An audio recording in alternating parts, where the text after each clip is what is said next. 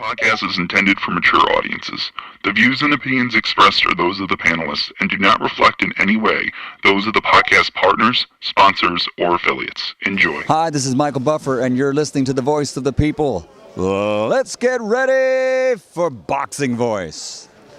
Every day I'm hustling. Every day I'm hustling. Every day I'm hustling. Every day I'm hustling. Every day I'm hustling. Every day I'm hustling. Every day I'm hustling. TheBoxingVoice.com. You walk away with a silver medal, which is an incredible. He is the fighting pride of Omaha, Nebraska. He's good at what he do. Defending. Hey, Daddy. Undefeated WBO lightweight champion of the world. Hey, Daddy.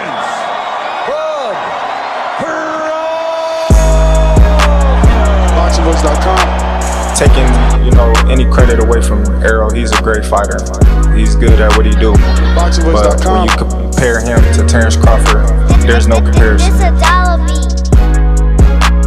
I'm just a better fighter. BoxingVoice.com.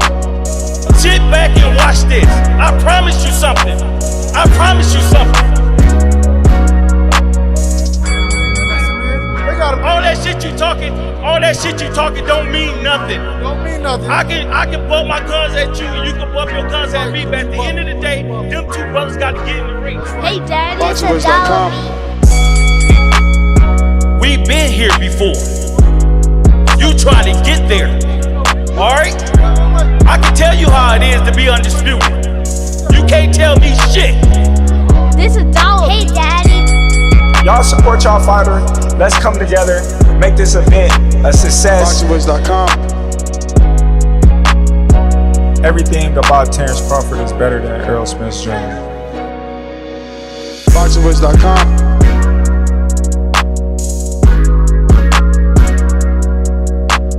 BoxingVoice.com. Boxing fans, are you ready? Hey, Daddy. BoxingVoice.com.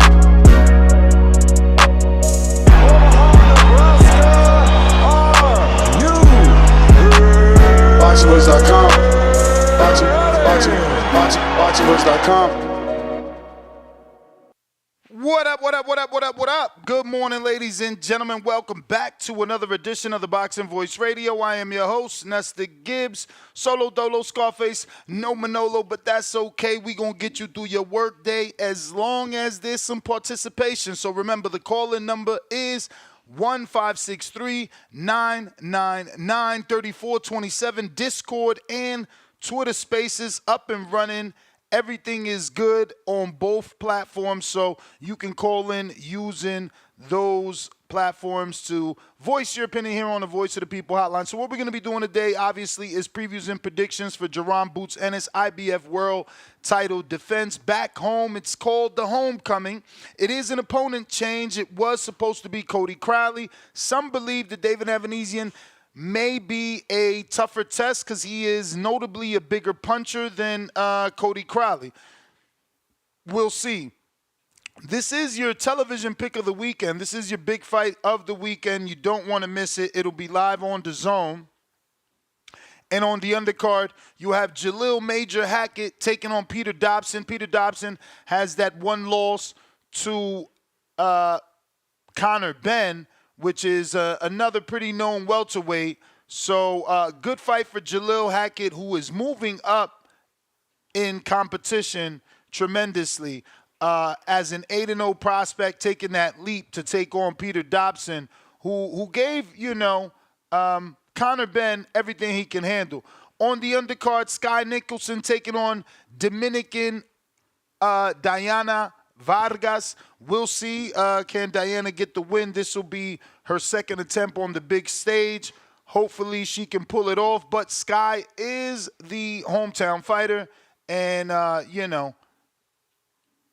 quite a friend of Eddie Hearn, so I'm not expecting anything crazy to happen.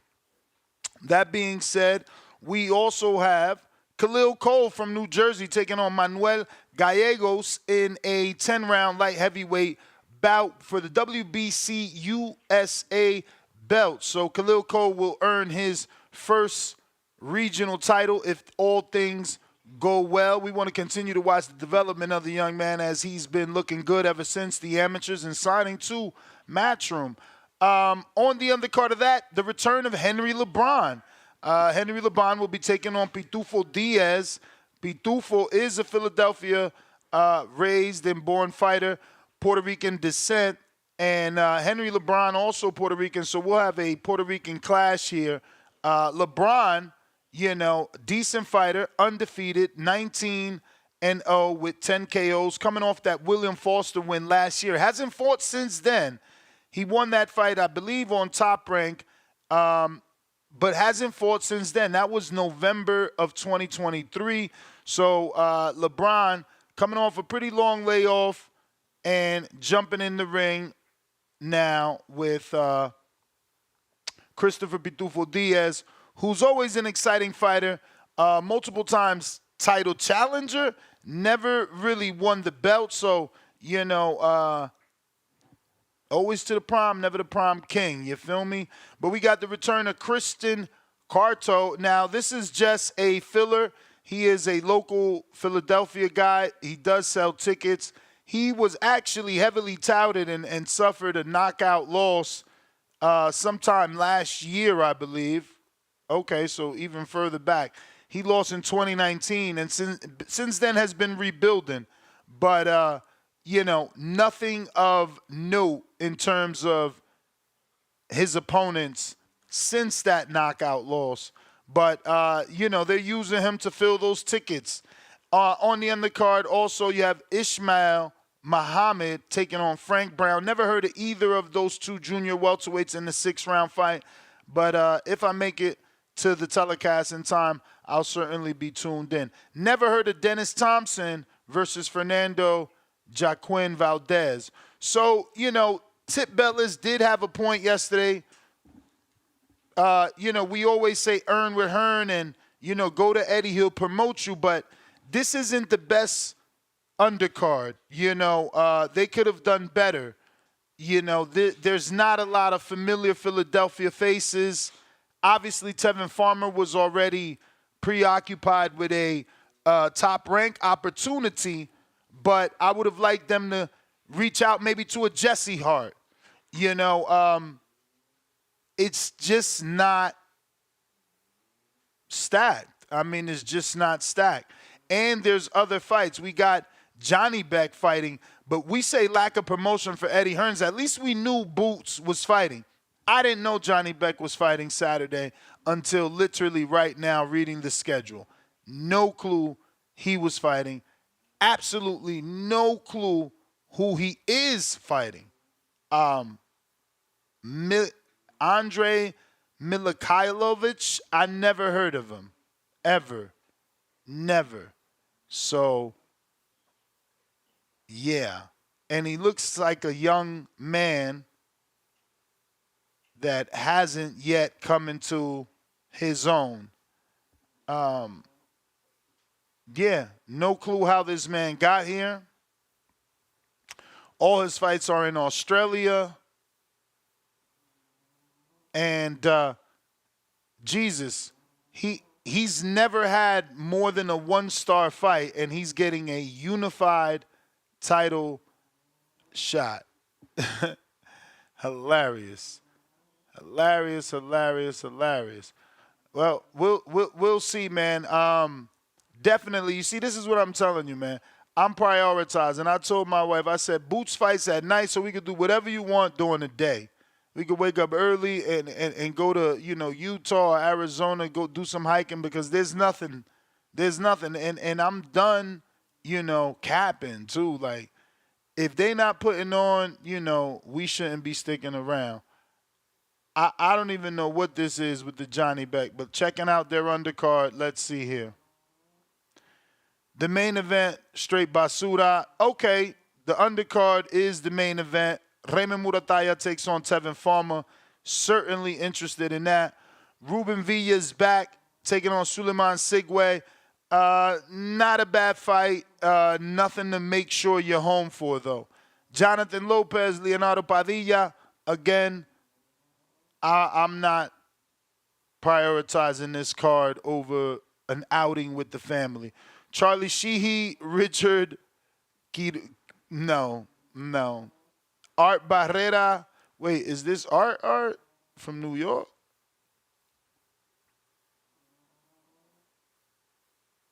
No. This is someone else from California, Long Beach. Yeah, man. Bullshit undercard. Javier Zamaran. I don't know who these dudes are, bro. Israel Mercado, Alberto Gonzalez. Is this? Nope, this is a lightweight Alberto, so this ain't even. And he ain't even Alberto, is Albert. This ain't even the dude from Florida. Yeah, this is a pretty ass undercard, but there looks like there's something happening in South Africa, in Johannesburg, on DAZN as well. Never heard of these 3 fights that DAZN is going to be airing. There's also fights in Japan, prize fighter quarterfinals. Never heard of any of those guys. Oh, yeah, Giovanni Estella. Okay, this is the middleweight tournament in Aaron McKenna. I'm definitely watching that. That's on Sunday, though. Or, when is July 15th? Monday. That'll work. Alexis Rocha is also back, but that's next week. Taking on Santiago Dominguez. So pretty dull weekend. There is a lot of boxing. Obviously, Friday we got another DAZN card in Atlanta with Haven Brady taking on Jesus Vasquez Jr., but certainly not the type of Friday night card to keep you home. You know, Haven Brady, Jesus Vasquez Jr., not it. The undercard, Saul Sanchez, There's nothing there. Kurt Scooby's back, but he's not going into the direct rematch with Dakota Linga, which is wild. You know, sidestepping Dakota is crazy. You see, it's only fighters at the top that get that heat. But sidestepping Dakota Linga, that's wild. You know, people talk about get it back in blood. You know, sidestepping Dakota Linga is wild. I'm gonna just say that and leave it at that. But shout out to Kurt. You know, everybody's entitled to rebuild, and that is the process that he is undergoing at the moment. But yeah, man, pretty much all A sides. There is nothing here to really stress about. Pretty much all A sides. We do got Plant City and Pro Box today. Nicholas Flas, my Dominican brethren, is back in the welterweight division. Let's see if he continues to develop and, you know, pan out. Najee Lopez taking on another undefeated fighter in Steven Stumter in another 8-round light heavyweight fight. Other than that, the rest of the guys on the card, I do not know, but more than likely that is our second show unless there's like some amazing breaking news. We'll be doing a live fight chat for Pro Box this evening. So there is a lot of fights because even July 11th in Albania, you'll have some ESPN Plus, some heavyweight action in the main event with Nelson Hisa. But again, never heard of any of these international fighters. Shout out to them getting the exposure they need and want on ESPN Plus, but never heard of them. July 12th, you also got another card in Nicaragua. It's the return of Roman Chocolatito Gonzalez. Never heard of anybody on his card other than Roman. And he's got a long... Okay, I know Brooke Siberian. We know her. That's about it. So much boxing, bro. So much boxing. Even stuff happening in Russia. Jonah Caro is back in Russia for a WBA interim junior lightweight title. A lot of boxing, but nothing crazy. Like, again, the television pick of the week is certainly be home for the Boots main event. And that's about it, unfortunately. You're a hardcore, then, yeah, watch all these fights and enjoy them and, kick up. But certainly it's a weekend where you can do stuff with the family. Nothing out of this world to keep you home. I mean, that top-ranked card is atrocious. That is really, really bad. And that's in Las Vegas, bro. That's crazy. I don't know. Bad card. I don't know. But maybe you guys feel differently. Feel free to call in and let me know how you feel about this weekend's boxing. I'm pretty much only excited for the Jaron Ennis fight and maybe 3 others on a lower level. Obviously, the Raymond Murataya Tevin Farmer fight. And I can't really pinpoint what would be that third fight. But these are playbacks. I mean, there's not even like hot prospects. Like Charlie Sheehy is not Bruce Shushu Carrington. Yeah. I don't know. Phone lines are open or they're closed. It's really up to you how long this show goes. It's unfortunate. It is a big week, but pretty much a slow week in terms of name recognition or name value for the boxing fan. But once again, phone lines are open. The number to call, 1-563-999-3427 is the number to call. Discord available, and so is Twitter Spaces. Suleiman the Scholar, what up? Lester, how you doing? All good, brother. How are you? Yeah, fine, man. So yesterday, man, I was listening to the show. I couldn't get the chance to call in. But the good name for Shakur should take a name, man, a nickname, man. They should call him Little Macho, man. And he should be more flamboyant. If anything, he should be more flamboyant, like Cajeta Macho Camacho was. And all he got to do is pump the jab more. He's Puerto Rican like him. He's a 135-pound champ. Be more flamboyant. You know what I'm saying? I mean, he's doing the right thing. It's the people that the casuals are criticizing, like not for nothing, but Cameron, the kid is 100% right. Cameron and Mace, they're not professional boxers. They don't know nothing about the sport, so they should just give nothing but kudos and respect to the guy. You know what I'm saying? Like, they shouldn't be commenting about boxing. Period. They don't have no experience. They were trying to say that the guy's uncle used to train or grandfather used to train Hector Macho Camacho, but I don't know if that's true or not, Cameron. But at the end of the day, he doesn't know boxing. I don't understand why he's criticizing this young man and getting him upset. You know what I'm saying? And he should have let that bother him. Because if anything, look, for a guy that came up from bantamweight all the way to 135 right now, so how do you expect him to transient that kind of power? You know what I'm saying? I mean, you know what I'm saying? Like, so we gotta do is continue to do what he's doing, and that's it. And continue and he's calling all the good fighters. He's calling the Tank Davis. He's calling them all out.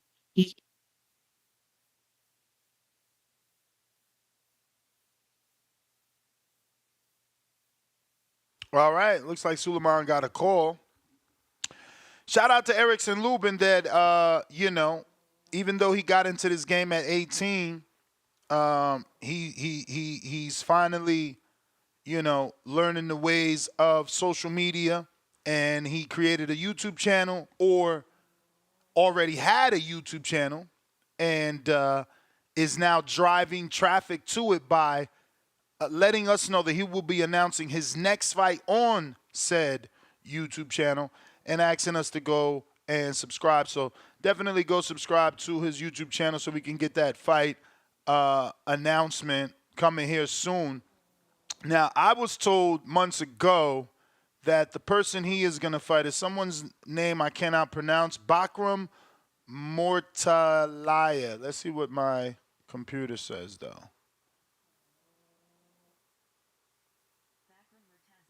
Mortazilev.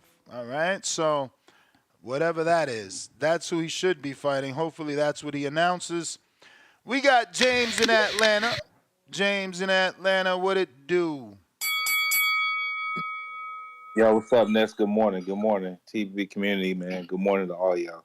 Hey Ness, man, with this weekend's fight for Boots Ennis, man, I'm kind of glad it's actually David Avanesyan instead of Cody Crowley. I mean, for some of us to actually keep up with the sport, I mean, David Avanesyan actually, instead of only just being known as a guy that Bud just pretty much just dominated in like six, I mean, he's actually a good fighter. I mean, yeah, he lost to Cavill losses. Yeah, he lost. Yeah, he also lost to fucking what Lamont, wasn't it Lamont back in the day, if I ain't mistaken? But he does have some good wins on his resume as well. So his resume is way better than Cody Crowley's, even though Cody Crowley was one of PBC's darlings, I guess. Was actually being showcased, but it wouldn't have been a good fight. I think it's going to be more technical skills in this fight, and this fight probably going to go 8 rounds. Jalil Hackett, he should walk through Peter Dobson. If he doesn't walk through Peter Dobson, he's not it, man. He's not ready. My bro, What's he's up? 8-0. Like, you can't just say if he doesn't My walk through him, nigga, he's not it. my nigga. Look, Peter Dobson was getting his ass dragged through on Team Combat League, dog. So I mean, One round what the fuck? fights ain't got nothing to do with 12-round fights. I don't know. Hey, you entitled to your opinion. I just think it's unfair to say that an 8-0 prospect jumping up to contender status. My man just went 12 with Conor Ben. I mean, my nigga, they called this young boy major for a reason. He's saying he's going to get a title shot next year, so he need to be on some real big shit. So, with all that said, man, if he doesn't get Peter Dobson out of there, man, he better not ever mention Brian Norman's name out his mouth again. He better not think he's going to be able to compete with the elite welterweights in the division. So that's just him going to make a statement that just validates what I think. Other than that, him with LeBron, he's still building. He's gonna be a good prospect, good 130-pound fighter. I don't know what's next for him. Maybe a Hector Garcia fight after he gets his win this weekend, which I think will be a good test for him because after he already beat William Foster, he already got one good name on his resume. Now he's gonna get Hector Garcia, hopefully, if they do the matchmaking good. Other than that, shout out to Kurt Scooby for actually returning. I don't like him avoiding Dakota Linger, but you remember I said a couple of months ago, or at least a month ago, that Dakota Linger would be a good comeback opponent for Devin Haney. But now we see niggas actually moving out the way and ducking him.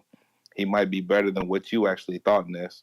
So that's just me proving another point. And he'll get his ass. He'll have his mama crying. He get in there with Devin Haney, bro. He got lucky. He got lucky with a late starting prospect. Let's just be real. Kurt Scooby started his career late. Nigga should have been boxing instead of playing football, man. Hey, that you ain't never lied, but Kurt Scooby not Devin Haney, man. Yo, hey, real quick, man. Future first title defense for Brian Norman. It should be Nicholas Foz. Hopefully, he performs well because I think that would be a potential matchup, or even maybe Alexis Rocha for his first title defense. And shout out to you and shout out to the community as always. I'm out. You trying to put him in there tough against Nicholas Flies, baby. Flies is a dog, man. He cut from a different cloth, man. Trying to tell y'all. He is different. I met him. He's big, too. That's a big welterweight.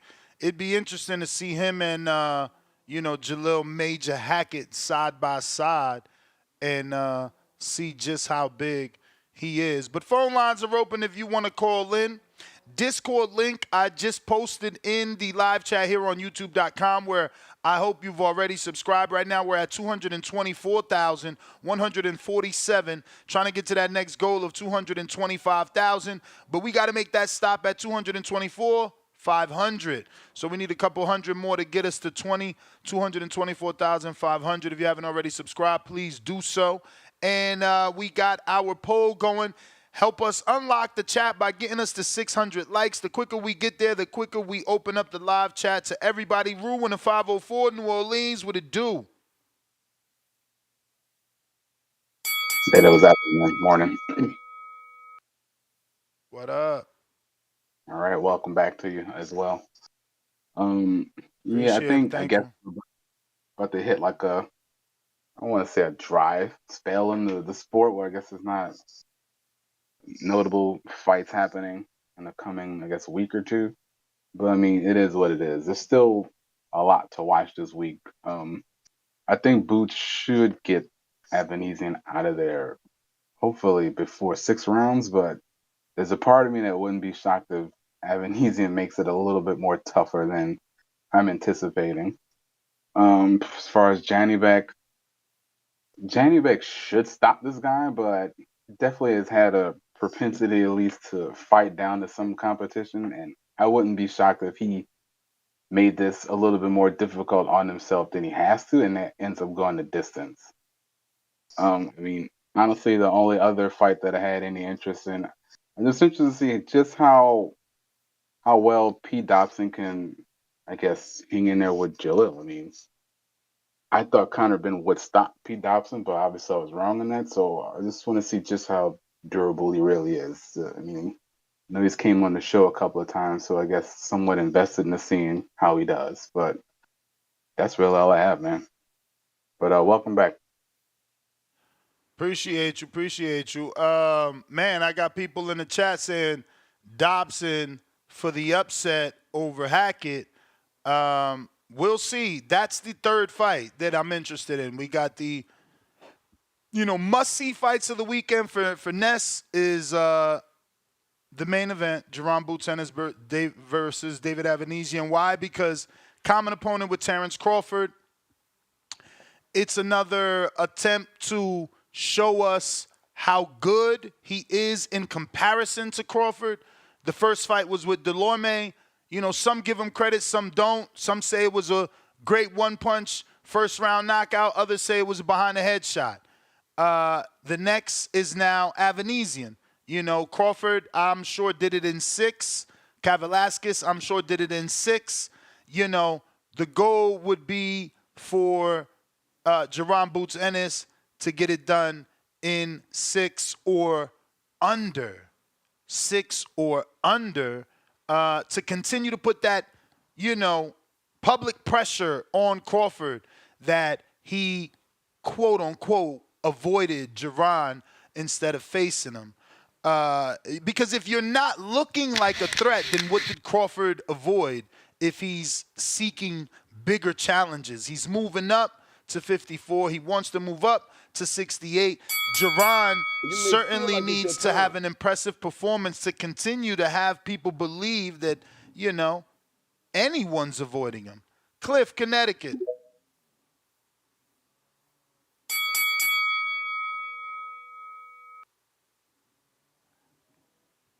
Yo, talk about a hardcore weekend. Shit. I'm only interested in the couple fights my damn self.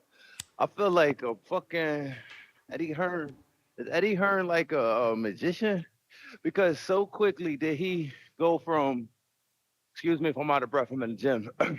Did Eddie Hearn seemed like he had a little stable when Devin Haney was popping. But just that quickly, Devin go on retirement. It feel like, what the fuck does he got there now? Like, I feel like his value is in the fact that he be willing to mix promotions. Like, who the hell is over there that we really want to see or will pay money to see? Boots. It was Sabril. He not there yet. Sabril till June 15th, and he took a loss. But we don't throw fighters away, so they got Boots. They got Sabril. Them still good names. Jack Catterall versus Regis is still a good fight because Regis lost to Teller. Catterall beat Teller. Yo, quietly kept, the Matchroom might be the worst one, or unless you count in Golden Boy, but quiet as kept is like they might be the worst too. PBC and Top Rank is better. They got better, more exciting fighters. And their shows is definitely better. I mean, PBC without a doubt has more exciting fighters, but they don't fight. That is true. But let me get to the breakdown. I'm just kind of underwhelmed with this whole weekend. It's a whole bunch of. I'm not a super hardcore neither though, so I guess that's why. But let me break down the fight. Yo, I remember Crawford saying in an interview how Avanesyan was tougher than what people think he is, and he kind of gave him some props. So I'm interested to see how Avanesyan do versus Boots, because I think in the interview he says something like tell them to fight Avanesyan. Like, yeah, I think he was just some cherry pick that I Nah, took I mean that fight, but he was Avanesyan. difficult. Avanesyan is tough, but obviously his record indicates that he could be chinny. But he did stop a heavily touted prospect back then, a couple years ago. Not a couple, maybe like 6 years ago. He stopped Josh Kelly's hype train. People thought Josh Kelly was the next dude. My man, literally, his name was PBK, Pretty Boy Kelly. Like, it took Avanesyan to derail that and show us he was a hype job, and he really ain't even done since then. He's just been, fighting nondescript dudes, staying undefeated. I mean, since that loss. So like, Avanesyan's power is real and is more power than Cody. So it's a good test for us to see where Jaron is at. Like, can he take a punch if Avanesyan cracks him? Because we know Avanesyan could punch. Yo, two more right after the bell. Two more quick punches. Oh, and he beat Laragua too, bro. I remember that, bro. Lou DiBella had signed that dude, Kerman Laragua, and it was like all this hype around him. He was undefeated, mad knockouts. Fucking Avanesyan slept his ass 2 times back to back, just so they don't say it was a fluke. So Avanesyan got that pop, man. He could get sneaky on you. He might be a little sleeper, but Hackett, that's not the that he just left from fucking with Floyd and him. He's not the one that knocked out Rolly though. That's not him, is it? Nah, that's Ingram you talking about. This the big ass welterweight that people think look like a motherfucking middleweight. Yeah, I'm trying to. He got hyped though. A lot of people bring him up, so I'm trying to see what he do because I did see Dobbs fight. Yeah, it's only 3 fights this week. Tevin former Murataya, Ennis Avanesyan, and the fight you just said, Boots and Jalil Hackett. Those are the must-see fights of the weekend. And I like Scott Nichols' fight too. Did you say she's a hometown? Where's she fighting? She's on Boots undercard? She on Boots undercard as the co-main event. She's from Philly? But she fighting a sleeper, man. Free advice. The girl Vargas is not a bum. Not a bum. Either is Sky. So yeah, that's a good girl fight. But Sky's been, she's got the silver spoon, though. You said she's the hometown fighter? Is that what you said earlier? No, Sky from the UK. You said that. Yeah, I know that's what I thought. But when you said you called her the hometown fighter, you must have meant because she's down with Matchroom and Eddie Hearn. That's what you meant by that, though. I don't know. Maybe I said it. Maybe I didn't. Maybe I said she's fighting the girl from my hometown. Which I doubt I said that. I don't know. Which I doubt I said that either because it would be my home country or my dad's home country. So I don't know. But yeah. I bet. Well, yeah. That's my call, man. That's it. De Lo Mio, what up? Yo, you hear me? Yes, sir. Nah, you said the home team fighter. Home team fighter. That's what you said earlier about Nichols.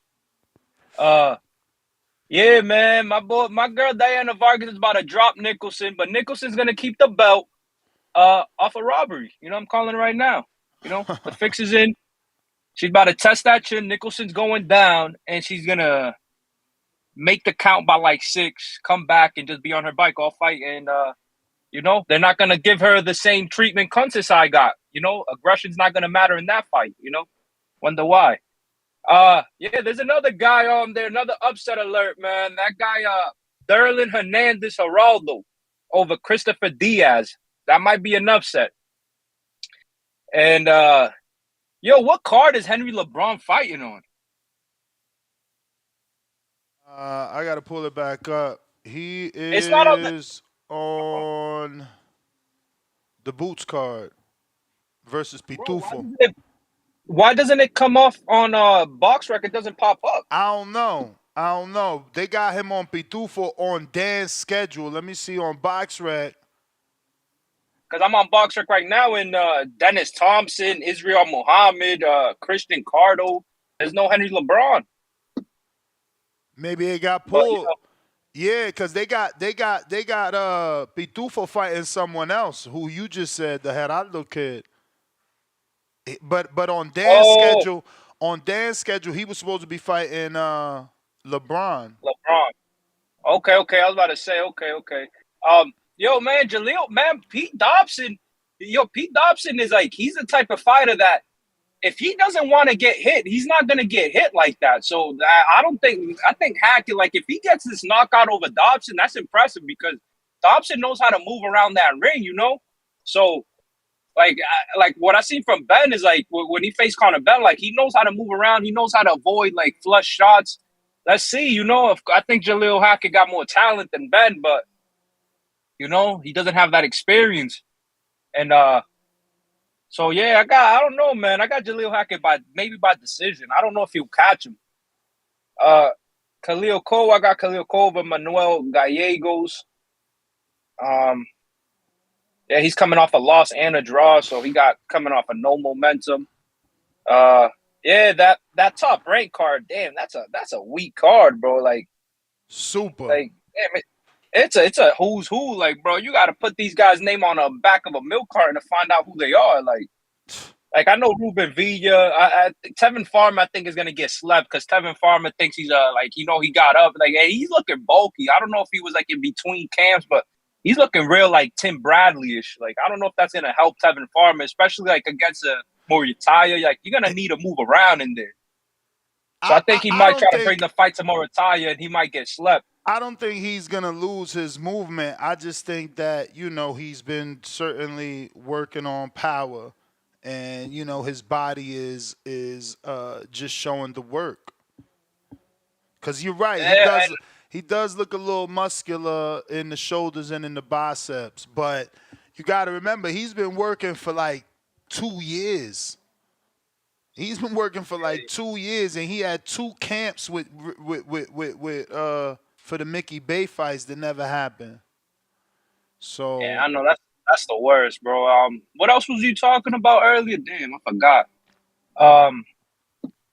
Yeah, but these fights, oh yeah, Avanesyan. Yo, Avanesyan's is alright. He's better than Villa.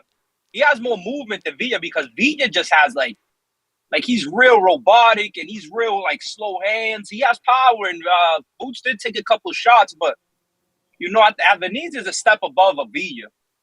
And man, hey, yo, Eddie Hearn, sign Rashidi. Rashidi will fight for cheap. Sign Rashidi. He should have signed Rashidi, threw him on this undercard, and built that fight back up. You know, he could have probably put him in some type of. They should have got him that fight, man. Rashidi Ellis is still a name. Yeah, he lost to Villa, but that fight was a competitive fight. You know. You saying Rashidi will fight for cheap? Rashidi on record on this show saying he turned down a Virgil fight because the money wasn't right. So it's like, what you think these fighters will do? We not sure. They be wanting money. So you know they get a call from Eddie, and they know Eddie's gonna eventually serve them up to Boots. So they're gonna want money for every fight till that fight, just in case they ain't paid right for that fight. Look, bro. Rashidi ain't been out the ring this long for no reason, man. Nah, he fought in Team Combat League last week. I know it's only 1 round, but he been in Team Combat League. He was out here, and there was a Team Combat League out here in Boston like 2 weeks ago. He was on the card.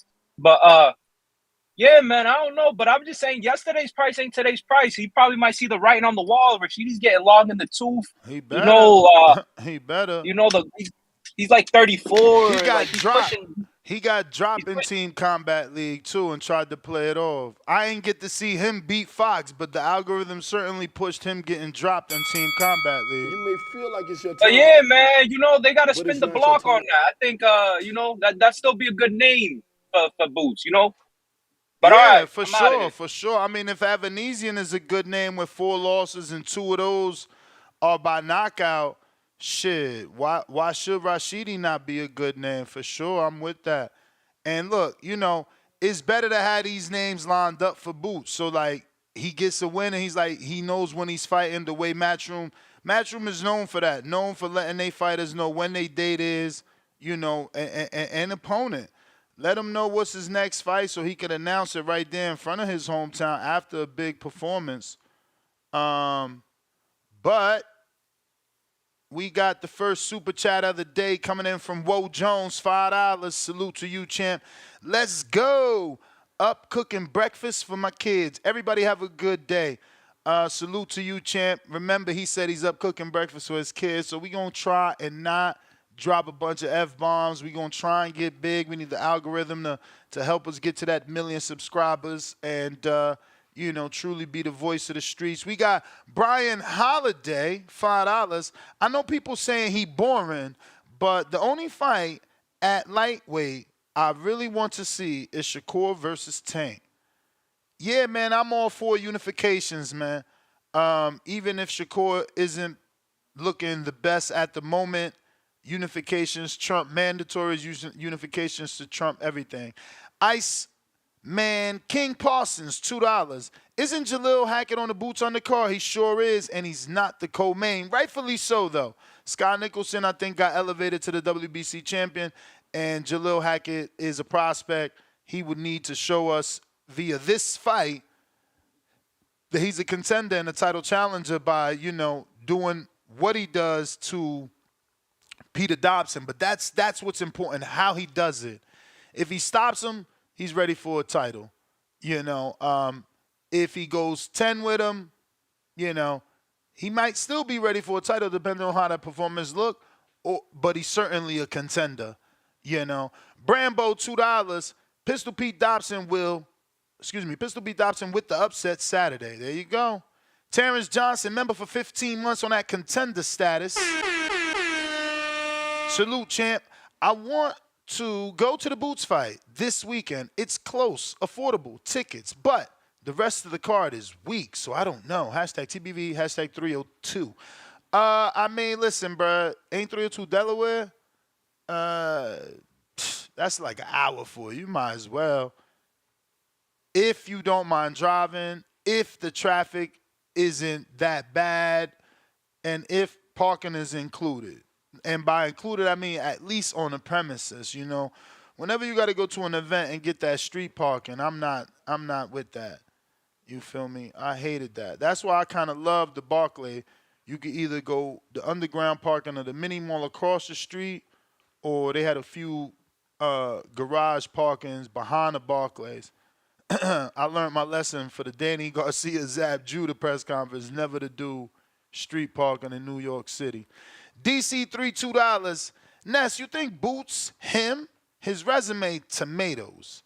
Listen, Crawford taught us that resume doesn't tell the whole story. Sometimes the politics of boxing keep you away from the names you need to prove to the world who you really are.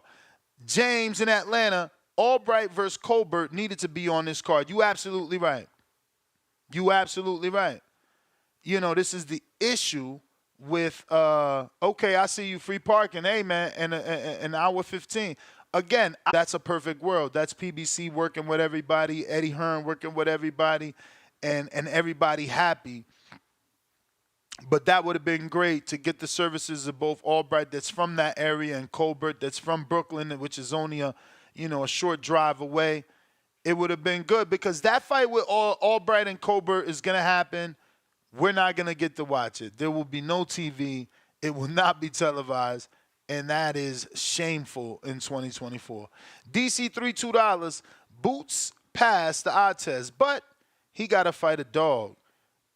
Hard to find some dogs at 47 right now. If we're going to use that term, the only man left would be Stanionis.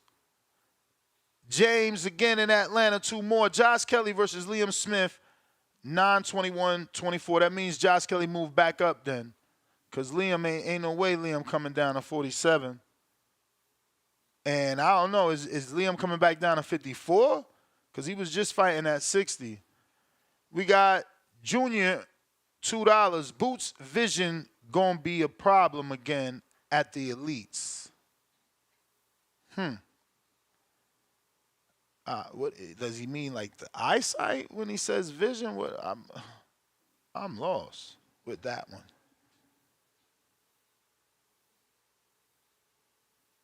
T. Mafiane?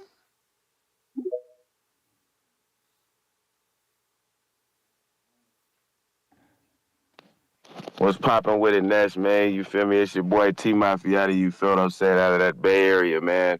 Look, man, I had to get up on here, man, and give you your flowers, man. You get what I'm saying? Like, I really love what you're doing, man. The community is crazy. You get what I'm saying? for me, myself being more so of a casual compared to everybody in here, man, I've been following along for about 2 months now. You get what I'm saying? And the conversation just been crazy. You get what I'm saying? I just love the community. You feel me? I'm learning a lot, and I just wanted to get up on here, man, and just give you flowers, man, and everything that you're doing, bro, is just it's going crazy, bro. You feel what I'm saying? Appreciate you, man. Thank you, brother. Appreciate it, man. Look, there's no me without y'all. You know, I need y'all to call in. I need y'all to tune in. If not, it would be depressing. All right, brother. No problem, man. Hey, that's my call, man. Shout out to everybody in the Boxing Voice community, man. Let's get to it. Let's do it, man. Let's do it. Let's get each other through this work day. We only 47 minutes in. I see a bunch of callers on the landline. Remember, you do need to press 1 at least one time to let me know you're ready to rock and roll. And you can request to speak on Twitter Spaces and on Discord. We got Toledo Trees.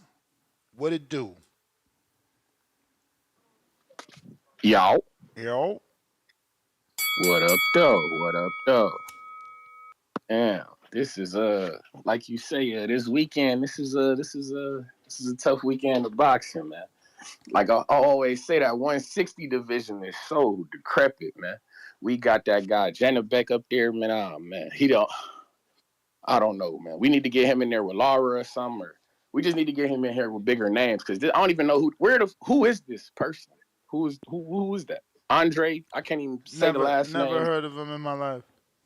Yeah, I'm here, man. Garbage. But I am interested in that Tevin Farmer and Murataya, though. I am interested in that. That's about it. Facts. But when I'm thinking of this, Boots, though, I'm not gonna hold you. Everybody know my standpoint on them hometown fights, man. I think people don't show up their best, man. I think Boots. I know everybody talking about he got to get him out of there in like 5 or under, 6 or less or whatnot, but I don't know, man. Hometown fights put different type of pressure on people. This Avanesyan guy, he a little crafty and shit. And to my eyes, it seemed like he been a bit more active than Boots. I ain't seen Boots it's been a damn near a whole year. It's been a whole year since Boots done fought. You feel me? He might have a little ring rust out there that he got to knock off. So I don't know, man. I don't know. It's something that I'm gonna keep an eye on. Like I say, that hometown shit is always iffy with me.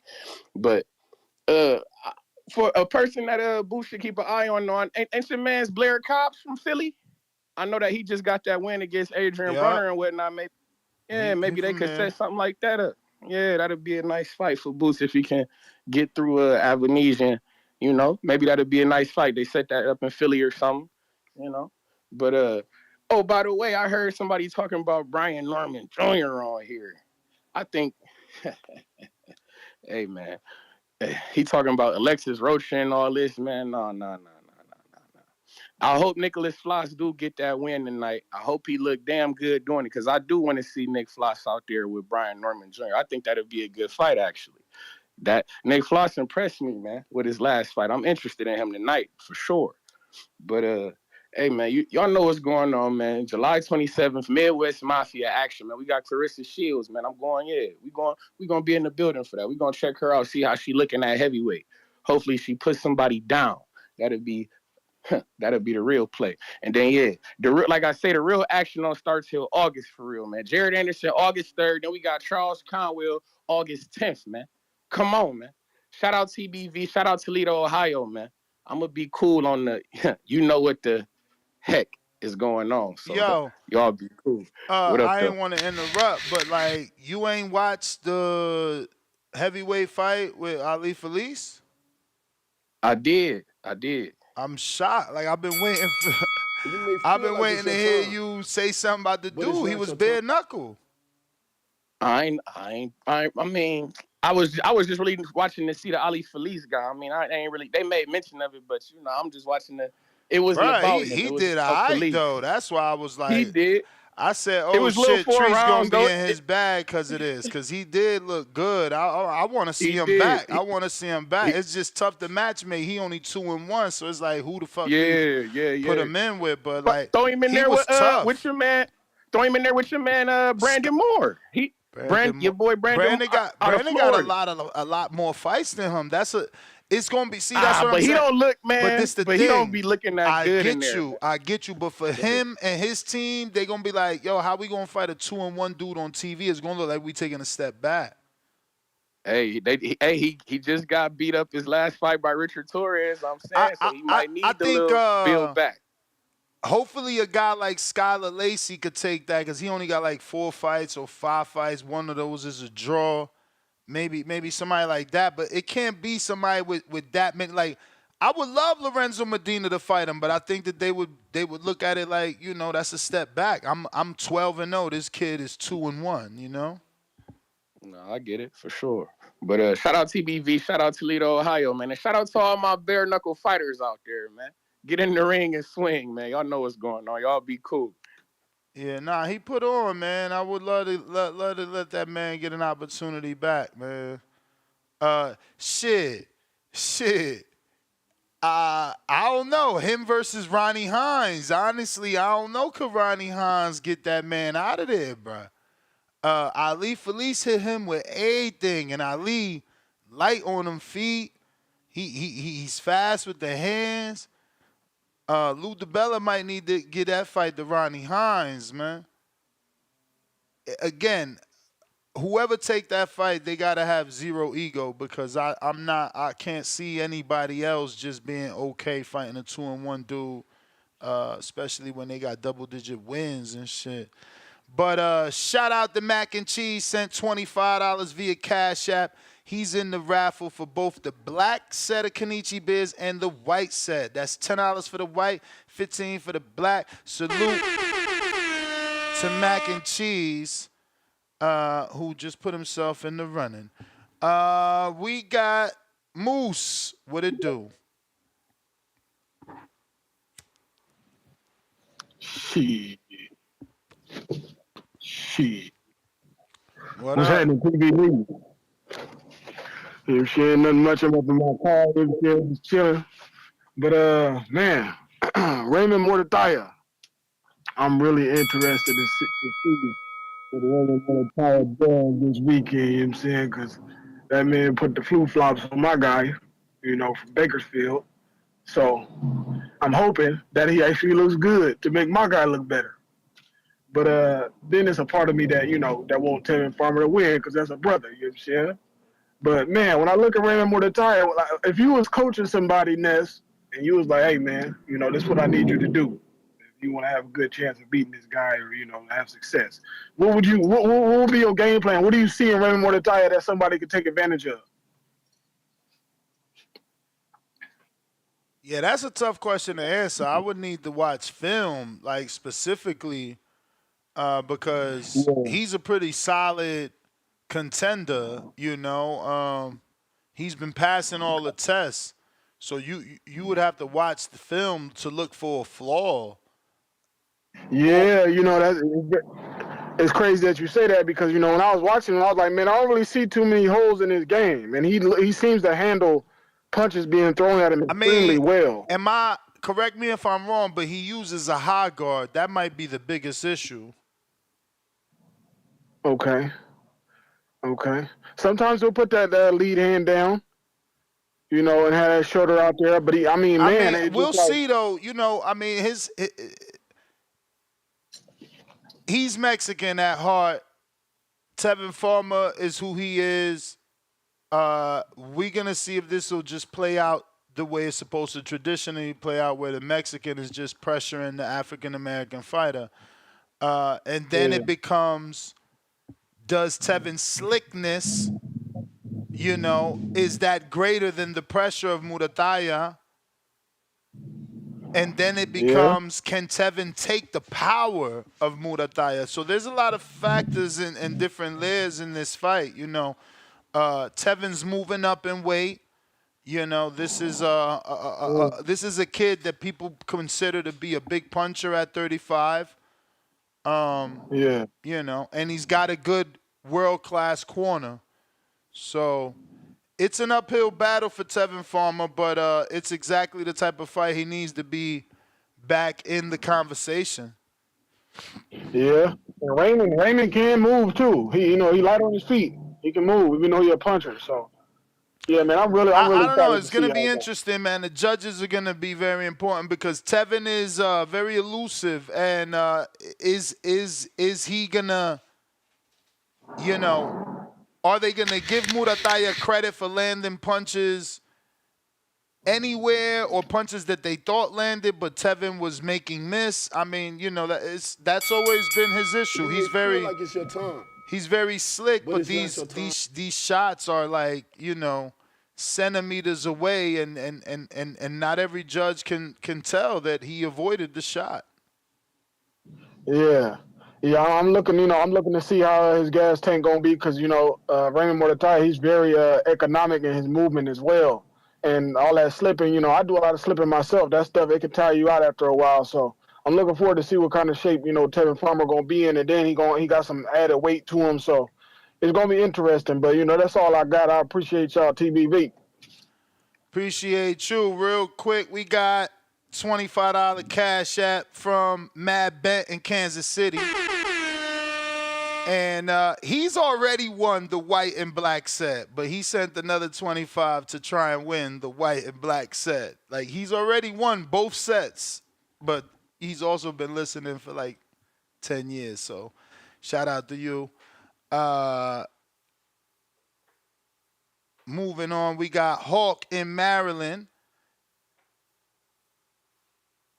He says, Ellis, Jess, MD, Floyd, pay-per-view sell. What in the hell?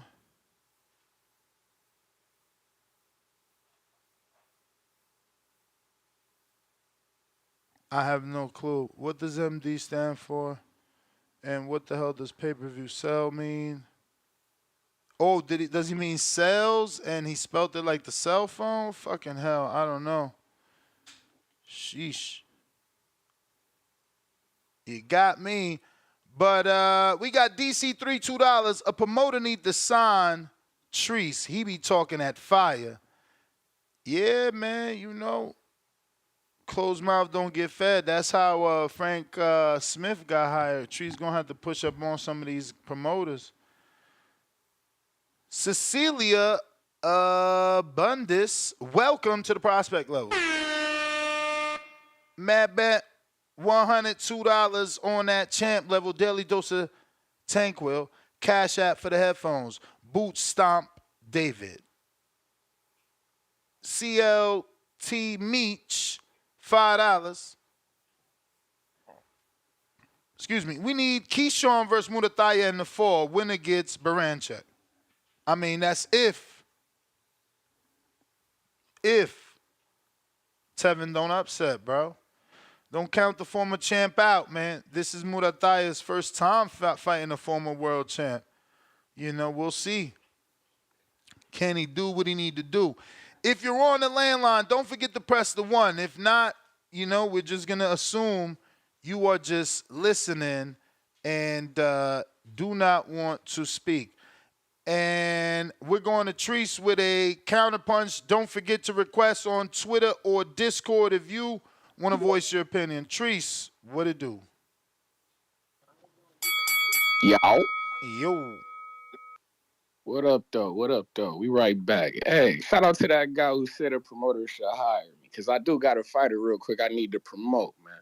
My guy, James Evans out of Toledo, Ohio, fighting at the heavyweight division, you feel me? I would have mentioned him for your guy, Ali Felice, but hey, it's like, you know anything about Daniel Pero? You heard of him before? Hell yeah. Okay. What you know about him? That's who our next fight is. Who's next fight? Next fight. James Evans, July 26th is going to be at the crib you worry out. I'm trying to figure out what you know about that. I know your man got paid. From Cuba. I know your man got paid because I know that they upped the purse for that guy because people not taking the fights with him. So your man got a nice little check that he wouldn't normally get to fight a dude at this level. Cause it's hard to get Danier fights. He from out here in Vegas. I see that he from Cuba or something like this. Don't worry about it. The rumor is he had a good session with Jared. Word. Okay. Well, shit. Well, my guy James, we good, man. We good out here, man. Nah, we y'all 7-1-1. Y'all not. We 7-1-1, man. We whoa. We 7-1-1. Y'all in trouble. My God, we been on Showtime. Y'all in trouble. We fought to a draw. Hey, don't do that. Hey, we done fought to a draw on Showtime. Then we got a Nah, chance hopefully out here your in guy these could with get the talented upset, fighters. bro. Hopefully your guy get the upset and you know. I seen that, and I seen they trying to disrespect my nigga. I see they got another fight scheduled or something like they about to run through my guy. James, hey, we not going for that, Cuddy. He signed a box lad. They keeping him busy. He signed a PBC and box lad. His ass ain't gonna be too busy because he about to get bust up. You understand? He ain't gonna be too busy. He gonna have to take a break. They might want to put that fight on ice. You hear me? Hey, but your man Faye's about to be on ice when he get hit with that straight left. That southpaw straight left. No, sir. The Midwest Mafia coming to Florida, you understand? We bringing the violence, you understand? But, and yeah, you getting the younger brother, too. If you was getting the older brother, then it might be, but you getting the younger one. Who was his older brother? Who's the older brother? Whoever, you got to look it up. Whoever the other Peru is. It's Danier and another one. Oh, okay, for sure. Okay, well, yeah. And he active. I was just at his fight. He active. That's what I'm saying. Box Lab signed him, so he fighting. He just fought at Caribbean. He about to fight again. I was just about to ask you who was. So it's the Box Lab. Okay. I was wondering if it was like an MVP card. Yeah, no, he trained by Bob Santos. Trainer of the year, Bob Santos. Okay. Hey, man, don't worry about it. Nah, shout out to your guy, man. Yeah, shout out to your Boxing guy. Gym here in Toledo, Ohio, man. Nah, shout out to Roshan Jones. Yeah, O'Shea Jones too, man. Shout out to her, man. Tell him to DM me, man. We gonna get him on the show because a lot of dudes don't take the fights, man, and he need to at least get credit for taking that bout. So tell him DM me. We get him on the program. Get his story out there. Cause you never know, man. Upsets happen, man. Upsets happen. You just never know. Especially when dudes got that hype around them. They expected to win, so they got that pressure. Your man's already got a loss. He ain't got no pressure. He coming in as the B-side, and then whoop, my man slipped on a banana peel. Shout out Toledo, Ohio, man. James Evans, man, the real deal. Yeah, we need that dub, man. Y'all be cool. All right. Looks like we got ourselves a new caller in Philly. 215, who this? You. 2 seconds. My bad, I'm at work. I had to step outside. How's the audio? All good. Sweet. So it's a pretty good weekend for boxing for me. I'm a big Philly fan. I'm excited for Boots. What's your name, I definitely champ? think Farmer's going to get the upset. My name is Neil. Neil. Take it away. Big fan of the show. I just never talk. But I think Farmer's going to get the upset. I'm pretty excited for that. I'll be at the Boots fight, so I'll probably miss the Farmer fight. But I've been at Farmer's last 4 fights. He's definitely got some power that he never had. So I'm excited for that fight. And what's it called? On the Boots undercard. Muhammad's on Boots promotion. He looks pretty nice. I've seen him fight once. And the Dennis Thompson making his debut. He's trained by one of Boots' brothers. I forget which one, though. Okay, either Farah or Pooh, one of them. Yeah, I forget which one. But I saw Farmer was plus 700. I think that's definitely worth it. Yeah, that's worth it, man. I rock with Farmer, man. It's worth a little sprinkle on an upset. Yeah, Farmer's my favorite fighter for years. But, yeah, thanks for taking my call. I got to get back to work. No worries, Neil. You the man. Appreciate you calling in. Yep, have a good one. All right. If you want to call in again, we got a couple dozen people there. You got to press 1. Don't just sit there, expecting to get on the show. You must press 1 if you're on the landline. And Twitter, Spaces, Discord, go ahead and request. If not, we up out of here. We got James in Atlanta, $2. Ness, want to give James Evans a participation award. Who's James? Oh, yeah. You talking about the dude that's about to... Of course, you got to give these dudes respect that at least sign up to fight these dudes because it's like we sit here and complain about the dudes that ain't taking a fight. So it's like, yeah, shout out to James. He took that. He sees something. He hungry. He see an opportunity maybe. We don't know. I need that story. Big, little, small. I interview them all, man. I just have a problem sometimes remembering who I schedule. But that looks like the last caller, man. So last call for alcohol. If you're trying to call in and extend the show, now is the time. If not, I got an early day. Tip, what up? Ain't no hardcores. The hardcores only complain that you don't do a hardcore show. Then when you do a hardcore show, they don't even show up. It's crazy. Damn, must be. It's a sad day on TBV, man. See, this is what happens when you do a Boots in the show, man. Don't nobody show up. You know what I'm saying? Just like don't nobody know we fighting. It's crazy out here. That's, I told you, man. I told you. If people remember that Boosters fight, we would have been talking about it on Monday. But don't nobody care for this fight, man. You know what I'm saying? I blame him though. He signed with Eddie Hearn, but this is going to be the result every time until he get match made with somebody with a name. Had Cody Crowley not had to pull out, maybe the show would have been bigger. But it just is what it is. It's sad that they had to replace him with Avanesyan. Out of all the people, like they could have gave him something else. Rashidi been staying active. There's no way they couldn't have reached out and tried to get Rashidi. You know what I'm saying? But it just is what it is, man. But I will be tuning into the card to watch my boy Jalil Major Hackett, man. You know what I'm saying? Gotta represent the hometown. We going up to Philly, and we about to beat a New Yorker this weekend. Pistol Pete Dobson. Danny calling for an upset. I can't see an upset happening, seeing that this is his first fight with Matchroom, and it's the Matchroom curse over there, man. Dudes had their first fight and they end up taking the L. So we just gonna have to wait and see.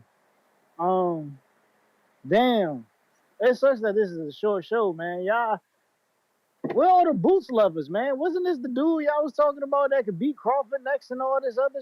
You know what I'm saying? Where y'all at? Like, this is crazy. Hey, but hey, that's it. That's all I gotta say, man. Shout out Tevin Farmer. You know what I'm saying? We in the gym working, man. But about to get that Murataya stoppage. Easy, man, easy.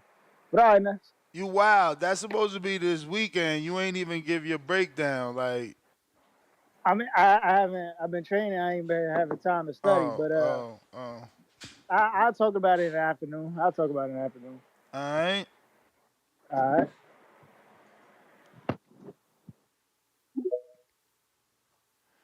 Juan Houston.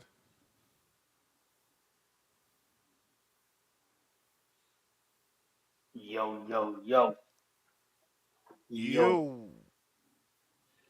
You know what? You know how we always, gauge who's like a draw by the pay-per-view sales and everything? Mm-hmm. But I think we gotta change it to like, whose fans call in the TBV. That's how, Matchroom, Top Rank, PBC, that's really what they should be doing. And I ain't just saying that out of in jest. Because look who's calling in for Boots. Nobody. It's quiet. And I never been sold on Boots.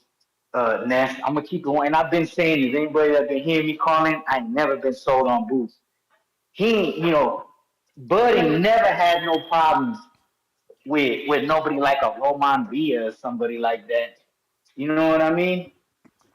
And I ain't sold on him. So I hope Avanesyan do his thing, prove that my eye test. And I actually think that's a good card though, because Avanesyan ain't no slouch. Dobson and Hackett is a good fight, and that Sky Nichols is a good fight. And I don't know that other girl, but you say she's a beast, right? She might upset.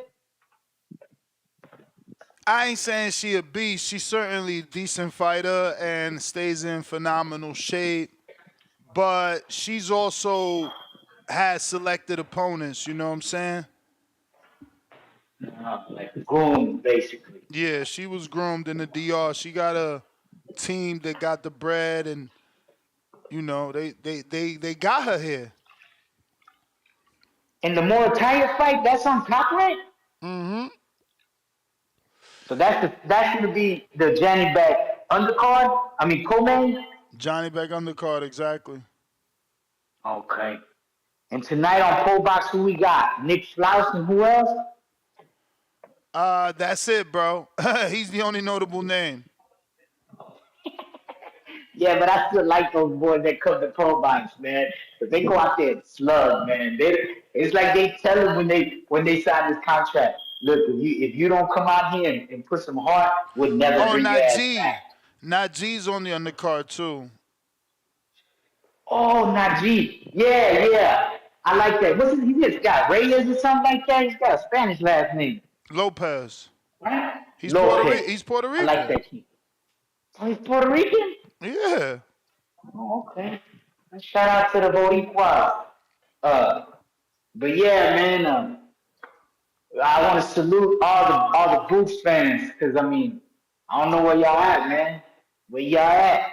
Hey, y'all talk about he gonna get Crawford not hate, but they were talking. I remember like 2 years, yeah, about a year and a half ago. They were like, man, Crawford don't want to see Boots. Crawford don't want to see Boots. Shit, don't nobody want to see Crawford. I tell you that right now. But shout out TBV. Let me get back to it.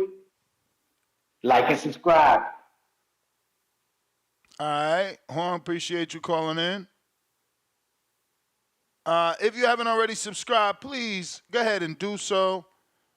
And if you have, now is a great time to hit the thumbs up button. We got Al in the Bay. What do you say?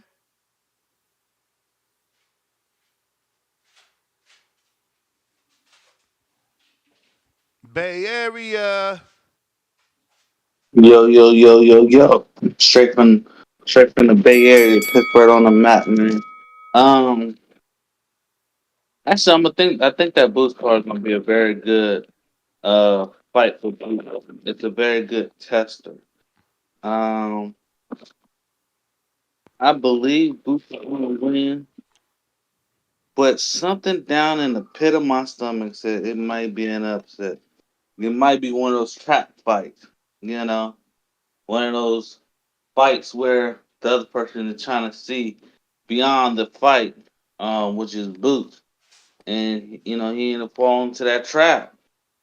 Uh, I don't want to say, I want to say Boots gonna win in 7, but I just had this feeling that it might be a trap fight and Boots might lose on the cards. But man, um, yeah, I keep talking about Terence Crawford. Terence Crawford's not looking towards Boots. He already moved up. Boots is not on his resume. That's like Crawford for Canelo. Canelo is not looking for Crawford. Crawford's not on his resume. That's not on his dance card. So he can do whatever he wants. Still might not get that fight. He can knock him out in the first round. Still might not get that fight. Um, so that's the way I feel about it. You know, Boots need to just focus on being the best at his division, taking it over. Undisputed and moving up.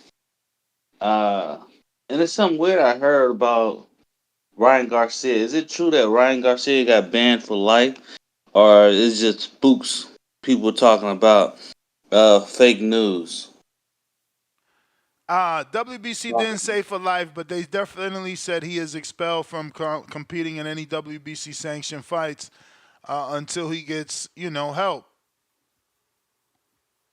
Oh, okay. Yeah, man. It's crazy for a young fighter like that to pretty much ruin his whole career. Uh, because with the publicity that he has, all the fans that he has, and the youngness and the talent, he could have been a major superstar. But uh, some people just need help in life. You know, I understand. I was one of those people who needed help in life. But man, it's gonna be one of those 30 for 30s on ESPN. You know, if you don't ever come back, You may feel like you it's know your that's my time, call. but it's not your time. All right, all right, all right. We got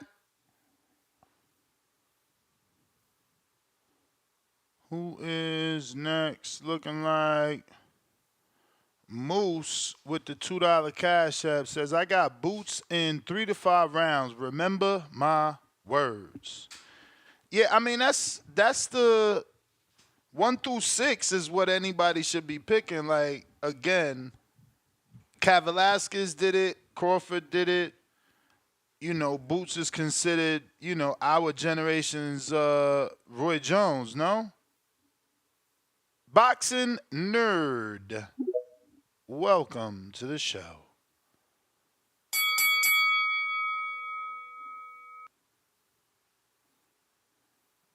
Hello. Yes, sir. Oh, hey, Boxing Voice. I appreciate you for letting me up. I just got a few things to say about the hate Boots is getting. Obviously, people are not really in tune with what how boxing works. So Cody Crowley was a mandatory. So to satisfy the mandatory for the IBF, he would have to fight somebody in the top 15. Who's in the top 15 with the matchroom? David Avanesyan. That's the only reason this fight is happening. I'm not particularly proud of the fight, but he wouldn't get Rashidi Ellis. He wouldn't get Mean Machine. He wouldn't get all the other fights that you guys want because none of those guys are in the IBF top 15. Rashidi's not in the top 15 for, I don't know, any of the sanctioning bodies because he hasn't been particularly active. Neither has Isis Velasquez. He fought like what? Fox a couple years ago? I think last year. And he's number 8 in the WBC. He's not in the IBF. That's the only reason David Avanesyan is happening. So Tip, Bayless, and Juan obviously don't know much about what's going on. But I just hope he stops him in the first 5, first 6. Hopefully it looks good because these hometown fights and Eddie Hearn's big fighters have been losing lately. So hopefully he gets it done. I don't know if he's going to unify the division. He's 27 now. I'll say move up. I'm a big fan of him. I want him to move up and get the big fights at 154. But like if he wants to unify, let him do that. And it's just gonna help him in the grand scheme of things. 147 isn't a great division, but it's a decent division. Mario Barrios and Manstanonis and Brian Norman Jr. And those are pretty good names. It's only gonna help him. It's not gonna hurt him, right? But yeah, if you're gonna talk ish, just learn about the sport of boxing and just don't be just talking out your ass if you don't know what you're saying. That's all I got. Thank you. For sure. I don't know who exactly he was talking to because I don't remember anyone asking for Cat Velasquez. But yeah, man. At least that's a Boots fan calling in to defend Boots for whoever he felt was hating on Boots. Uh, we need more of that, bro. You have a tank show and it is overwhelming. You know, Canelo show, same thing. Pistol Parkway Mozzie, $2. I'm always in attendance, gang. Just be in the gym. Salute to you, champ. Salute to you. We got Jonathan Sims with the $10 cash super chat. Boots fight nobody. He's literally. You may feel like it's your time.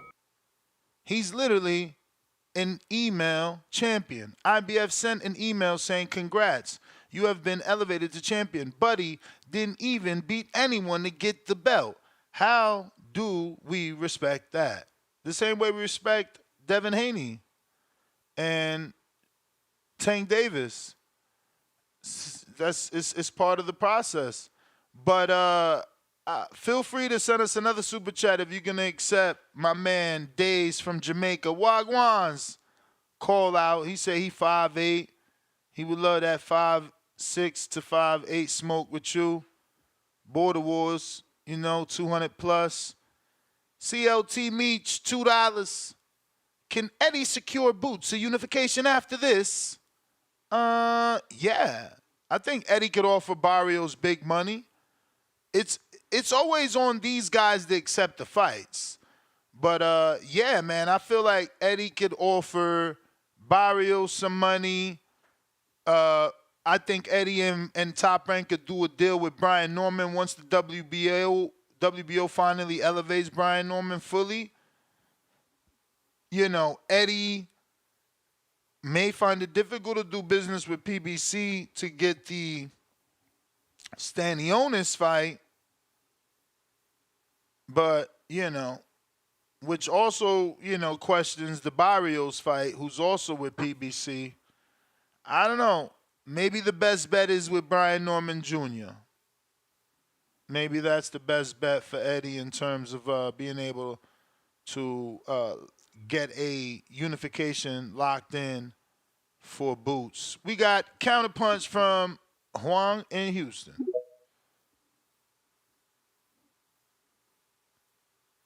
Yo, you got me? Yes, sir.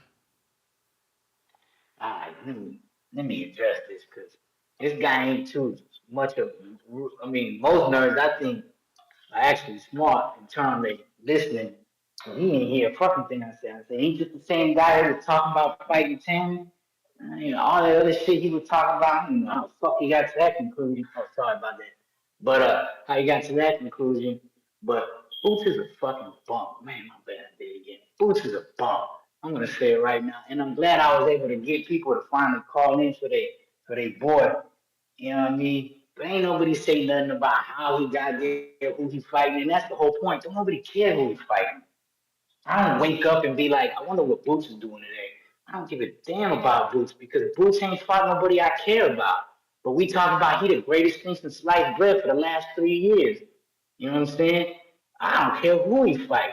But what he need to do is fight better. It's just like what Cannon was saying yesterday. Fight better. You know what I mean? Not somebody out that matters.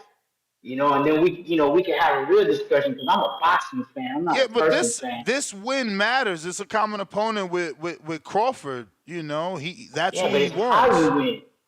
That's the thing, though. That's how you win. Okay, you go 12, just like they said yesterday, again with Cameron Mays. They asked Tio, did you see the Shakur fight? Nah, it went 12, didn't it? And that's what we don't want to see. He shouldn't have went 12 with Roman Villa if they trying to, and at the time, they trying to say he the next thing for Crawford. You get what I'm saying? And that's what we getting at. You know what? It's not that we don't think this is a good fight. Actually, I'm glad because I don't think Avanesyan is trash. I like Avanesyan. I'm glad he's fighting somebody of that caliber because I don't think Roman Villa was of that caliber. You know what I'm saying?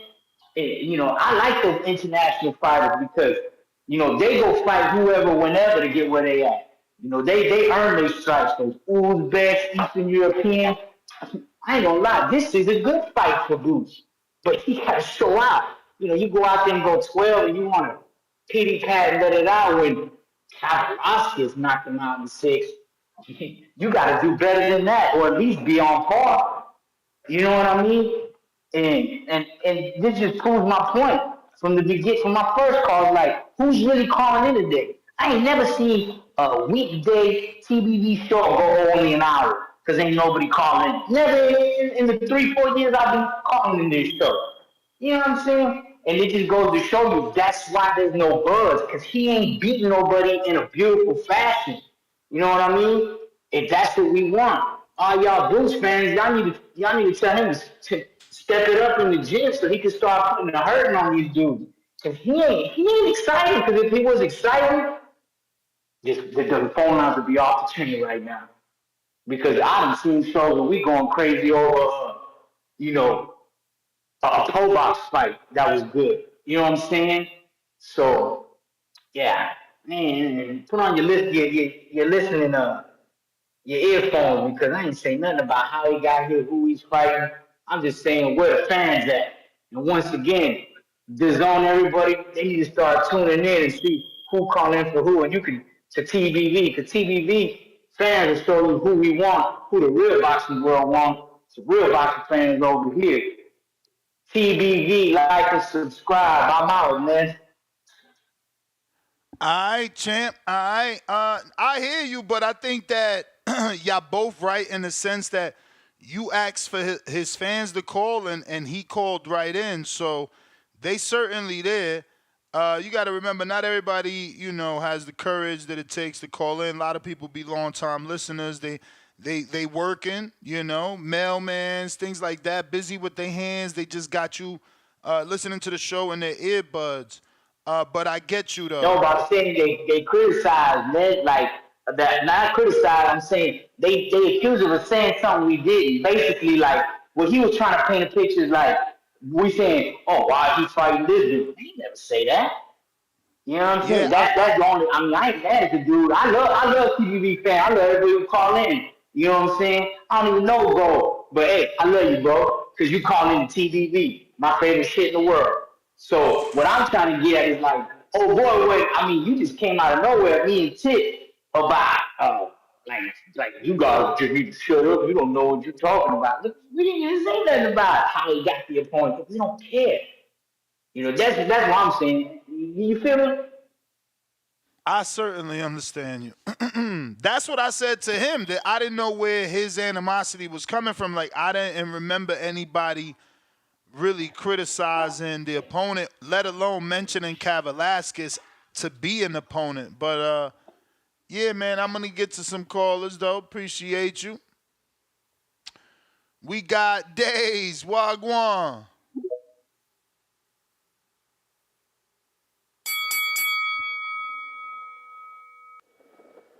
That's what it do, my boy. What up? What up? Jonathan Sims, man, I'm calling you out, my nigga. It's your boy Days, man. Let's get it at 200, man. Heavyweight, man. I think I'll knock your ass out, bruh. You know what I'm saying?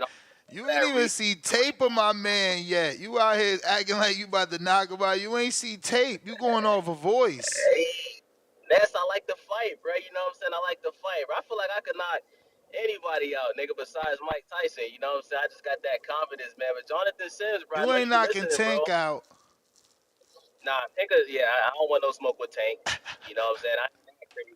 But hey, Jonathan Sims, don't dump me, son. Don't dump me, son. I'm hungry, nigga. Let's get it. I want the smoke, nigga.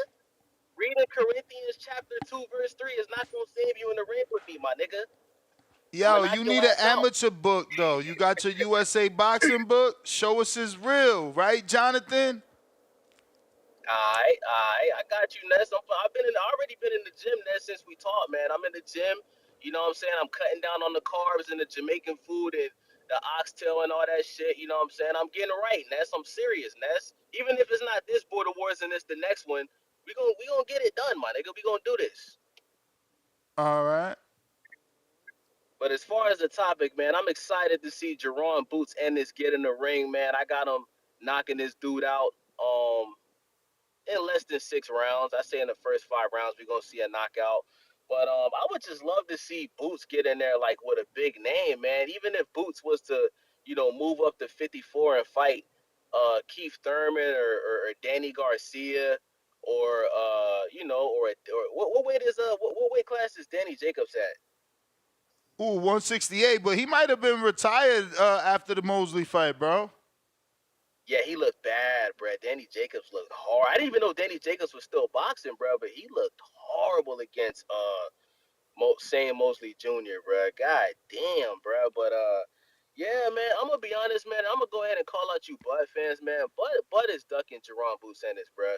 Y'all say it's not a big fight. We all know Turkey Alice, she can get this fight done, bro. If Bud want to do it at a catch weight, if he don't want to come back to 47, them niggas could do it at 54 or a catch weight, bro. And Turkey will drop the bag, bro.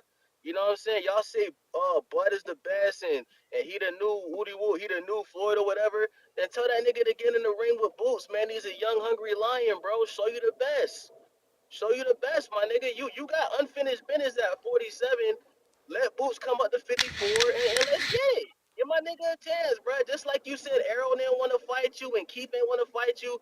You're not giving Boots the fight. You feel me, Ness? Let's get the fight, man. I You got may Boots feel like beating it's your Bud, time, man.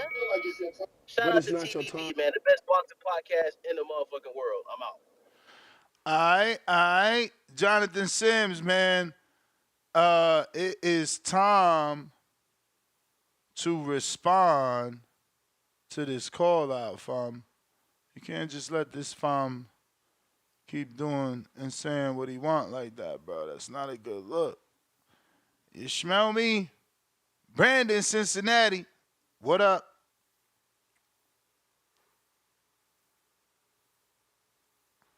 TBV, what's happening? What's going on, Ness? What up? What up? Hey, you know anything about Khalil Cole's opponent? Have you ever seen that cat fight? Gallegos? No. Okay.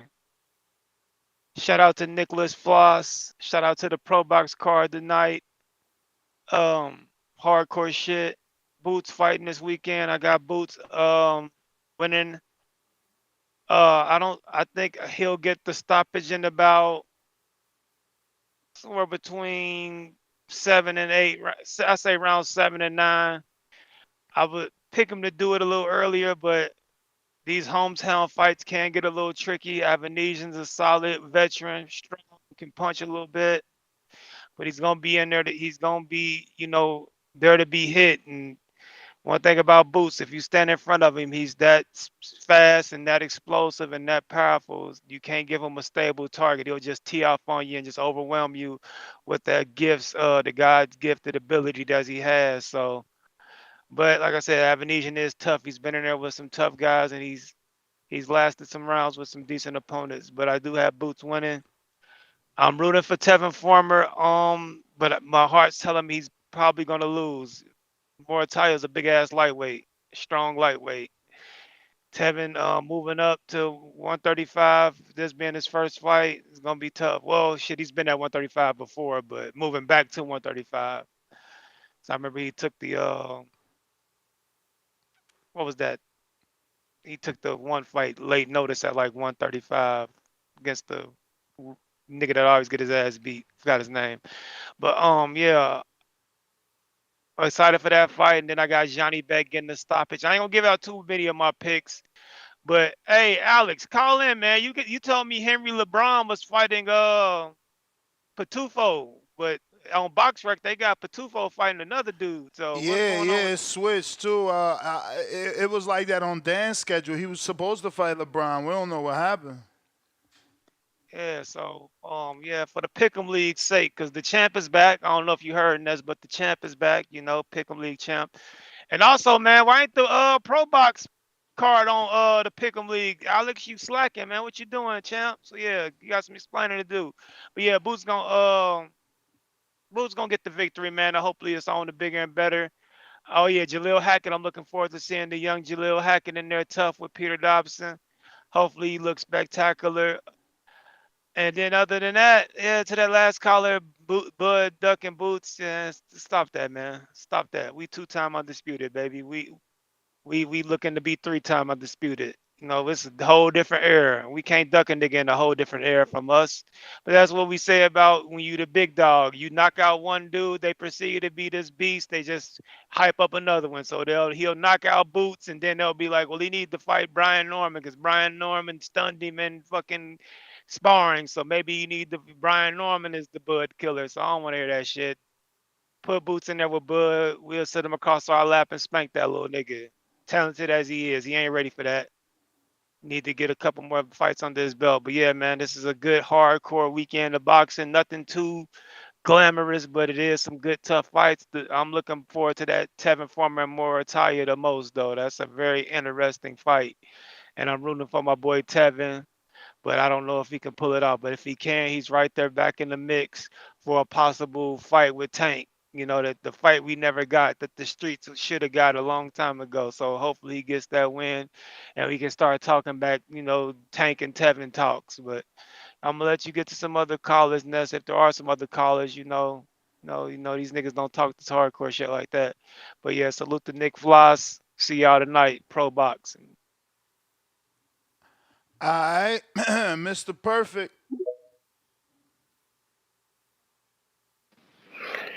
Nash, you be pissing me off, man.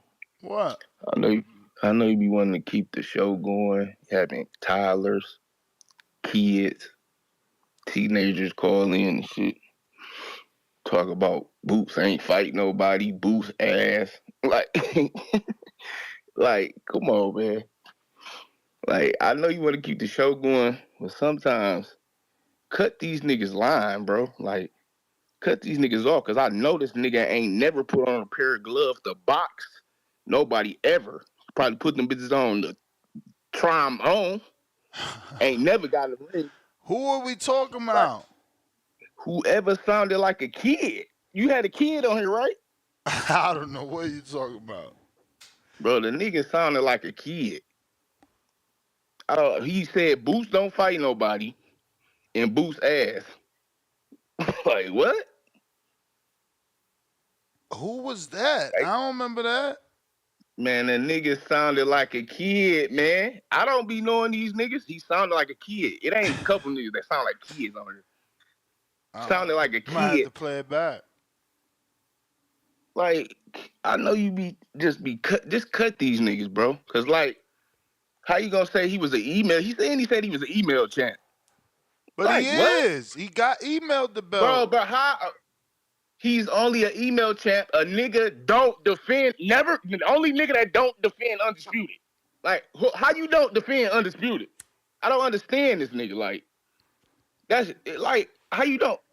That's Well, the reason he emailed the champ. reason you don't defend undisputed is because you undisputed. Canelo defend undisputed. Let's stop. Because Canelo like to have a stronghold on a division. Stop. No. They Baumgartner, stop, man. Nah. You talking? Man, you bringing niggas is women's defending division? Undisputed. Stop it, bro. Come on, bro. You bringing up a women's division comparing it to the welterweight division, bro. So who? I cleaned out the division. I cleaned out the division. God, bro. There's no sense in. So NUA never defended Undisputed? Not that I know of. Huh? Yeah, not that I know. So he did. Oh my God. Most people dispute Undisputed and move up. So NUA ain't have a one fight after he undisputed and then moved up. Look, that ain't my division, brother. Like, come on, man, stop it, bro. Stop trying to defend this shit. Like, nigga ain't never defend Undisputed. Canelo always defend Undisputed. Like, you can tell, like, and then because I'm trying to defend the email shit. You turning this into Crawford shit. No, bro. Crawford name been brought up. What are you talking about? But you stuck on him not undisputing when no, he busy. Because He niggas busy talking getting about why Boots an email champ and all this shit. He's only a champ, email champ, because Earl wanted the Crawford fight, or he was gonna move up. He wasn't fighting Boots, and Crawford didn't want to fight him. You could have defended Undisputed and fought Boots, bro. It would have been, but you moved up to fight a nigga. What the fuck? So this would have been bigger. Undisputed 147, Turkey Alley Sheet, Rider Card, Boots, and Bud. You telling me that wouldn't been bigger? So you telling me he couldn't make that fight at 47? Who? Al-Sheet? Bro, here we go with this shit, man. This is what I be talking about. Crawford is fighting who, bro? Because he moved up. If he didn't move up, who he would be fighting? He moving up. Who? He fighting Israel Masvidal. That's bullshit fight. It's a bigger fight with Boots. No, Undisputed. No, it ain't. What?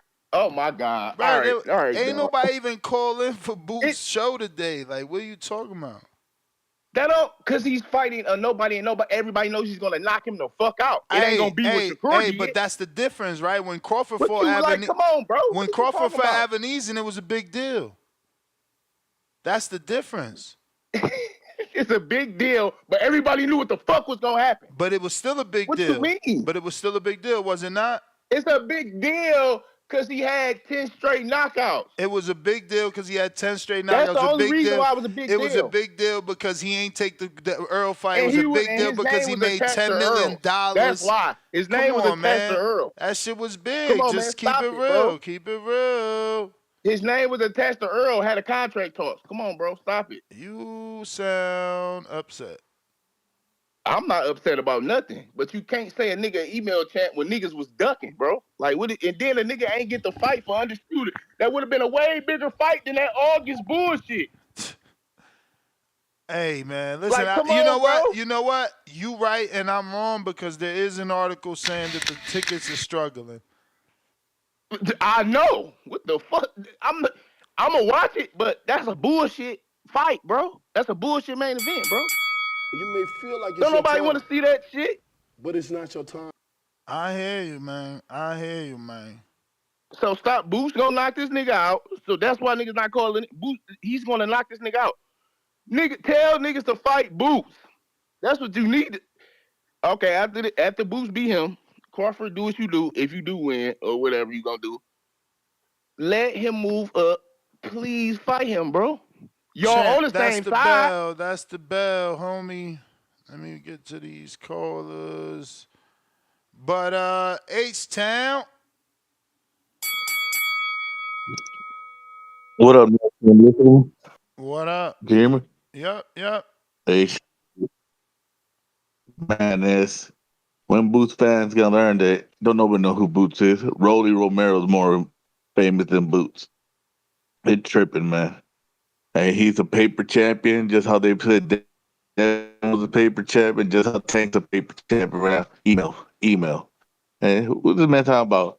Boots versus Bud would have been a bigger fight. Nobody knows Boots. There ain't no bigger fight. Undisputed was the biggest fight that could happen at the time. That's what happened. And give with reality, man. Nobody outside of Philly and the Northeast knows Boots. You know that's the sad truth. And we'll see what he does with Aberdeen. And man, if he don't get him out in the first 3 or 4 rounds, man, hype job, man. Everyone wants to say domination, destruction. It ain't no destruction if you do it in the 10th round and the ninth, eighth, ninth round. You know, especially against people that are supposed to be beneath you. Now you go 8, 9, 10 rounds, you know, with another champion and win that's respectable. You know, win against a champion, that's a 50-50 fight, you know, equal fight. But when you go in a, you know, 10, 12 rounds with exhibition, with guys that are supposed to be canned setup fights, you know, showcase fights, then you want to say someone's a world beater. That's crazy. It's how you hype these guys up and they finally get to their real competition. Someone's on their level, and then all of a sudden the guy's trash. No, man, you hyped them up. You did that. You did that. You know, like I said it, man. I won't believe in Boost till I see him beat someone that matters, and that's not happening soon. Hell, I, st- I still got, I still got some of these youngsters giving him a run for his money, man. I still see if he fights Devin, they go 12. I don't think he stops Devin. You know, they want to say Devin's chinny, man, but hey, Devin's still experienced enough not to make a mistake. You know what happened to me? What happened with Ryan is he made a mistake. He decided to go in there and think he could punk him, and that was his mistake. That's why it ended the way it was ended. It's the game plan. Had nothing to do with anything else. To me, it's the game plan. And if Devin goes in there with his typical Devin game plan to box him or Shakur, man, I don't think Boots could figure either one of those two kids out. They'll go 12, man. So I believe it. Boots a hype job. Every Boots fan, all like 15, 20 of y'all that are out there that are, and the other 100 or something that are just Terence Crawford haters that are Boots fans now because he whooped Earl Spence ass, and we'll wait for the guy that cries about Earl to call in right now. How we don't deserve him? No, he deserved that ass whooping for being out there getting drunk. That's his fault. Be mad at Bud because Bud put that ass whooping on him. All I'm saying is, man, these guys are tripping. You Hey, may feel Sam, like I'm it's your out. time, but it's not your time. All right, champ. James, Atlanta. Yo, Ness, man, this shit wild. All right, first off, didn't Boots already have the chance to fight Bud, man, when he turned down his WBO mandatory and shit, and then immediately switch over to the WBC, and then switched over to the IBF? Am I right about that, or am I tripping? Yes. Okay, cool. So what the fuck are we talking about here? We all saw Bud's whole career at the time and everything. Bud never passed up on any opportunities for fighting his mandatories and shit. So if he wanted to have to fight, he would have raised his hand. Same reason why Bud had to check his temperature with all them fake rumors and shit when he was on Gilly and Wallow, and Boots just stuttering like a motherfucker on FaceTime. So let's stop the bullshit. And a more fight that was anticipating a lot more than Bud beating up Boots was actually Bud beating up Charlo. So we could have had Undisputed versus Undisputed at that weight class of 154, which actually made sense for Bud just to move up to 154 at the time because both him and Earl was outgrowing the weight, so it made sense to have that immediately after. But we saw what happened to Charlo, which is another undisputed fighter that didn't defend, and he can't defend because he vacated all his belts. Or am I tripping about that, Ness? Nah, you're not tripping. Oh, okay, cool. I'm just making sure. I'm on point with what the hell I'm talking about. I hate you, like you said, Ness, man. We can't be lying on. We can't be lying to the boxing community. Can't be lying to these fans. We can't be putting this bullshit out in the atmosphere. We got to tell the truth. And the truth is, Boots wasn't ready at the time. He's still developing. He got a tough test this coming weekend, and hopefully he gets a decent performance. Do I believe that Devin Haney can fuck with Boots? Nah. Let's stop the bullshit here, man. It'll be a fucking massacre, But if Devin can, he will surprise me and a lot of the fans that's probably on listening to the show on air right now. And so if Devin can come back and redeem himself against Ryan Garcia, maybe he could have talks about maybe fighting the Boots. But Eddie Hearn seemed like he's too scared to put him against any puncher. So I don't know what's up for Devin next. I don't know what's up for the 147 division. But one thing you did lie about that I heard you say earlier, when somebody mentioned dogs in the division, the only dog that you mentioned was Stanionis. That's some bullshit. There's a pit bull being bred out here in Atlanta, Georgia, named Brian Norman Jr. So every time you talk about dogs at 147, you can't start off saying the names of Mario Barrios and Stanionis. You got to say Brian Norman Jr. And that's my call, Ness. And shout out to you and shout out to the community. Nah, I hear you, man. We just need Brian Norman to keep doing it consistently. You can't peg him as the top of the top with one performance. Malcolm, what up?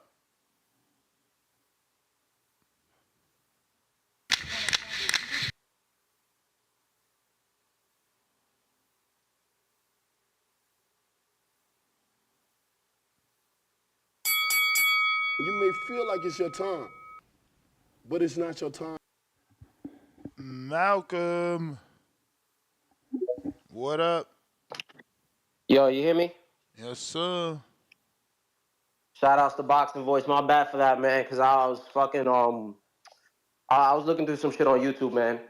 But my counterpunch, right? Who was it that was really hating on Boots like 2 calls ago? He was just calling him all types of buns, fucking that he's ass and all that. Oof, was that It Mr. was Mr. Perfect? Perfect, right? I think it Yeah. might be Mr. Perfect. Yeah, he kind of moved the goalpost about the undisputed shit, and Jamel never did. That was the only thing I wanted to say. Like, if we were gonna go there, that whole shit about Bud never defending undisputed. So Jamel's on that list too, by the way. There's a just kill lot of that people off. that don't defend him. Josh Taylor didn't either. It's just not a common thing because of the sanctioning fees. Word. And so what I wanted to go to, right? For the fight, I got Boots winning. Obviously. Hopefully he can do it in the 1 through 6. Again, it's a common opponent with Bud, and I want a Bud and Boots fight. I want that Bud and Boots fight badly. As a hardcore, it's just stylistically, it's something that I want. Now, I don't think that Bud ducked him. He was originally Errol Spence's mandatory. All that shit happened, and he was just stuck. And then, even though the IBF is strict, sometimes they're ass backwards. And then they kind of forced him to do that. And we already knew that Bud was going to move to 154. Now, the plan that I think that Boots should follow, you get that WBO strap and you get that WBA strap after these 2 fights. So you get that Norman and you get that Stanionis.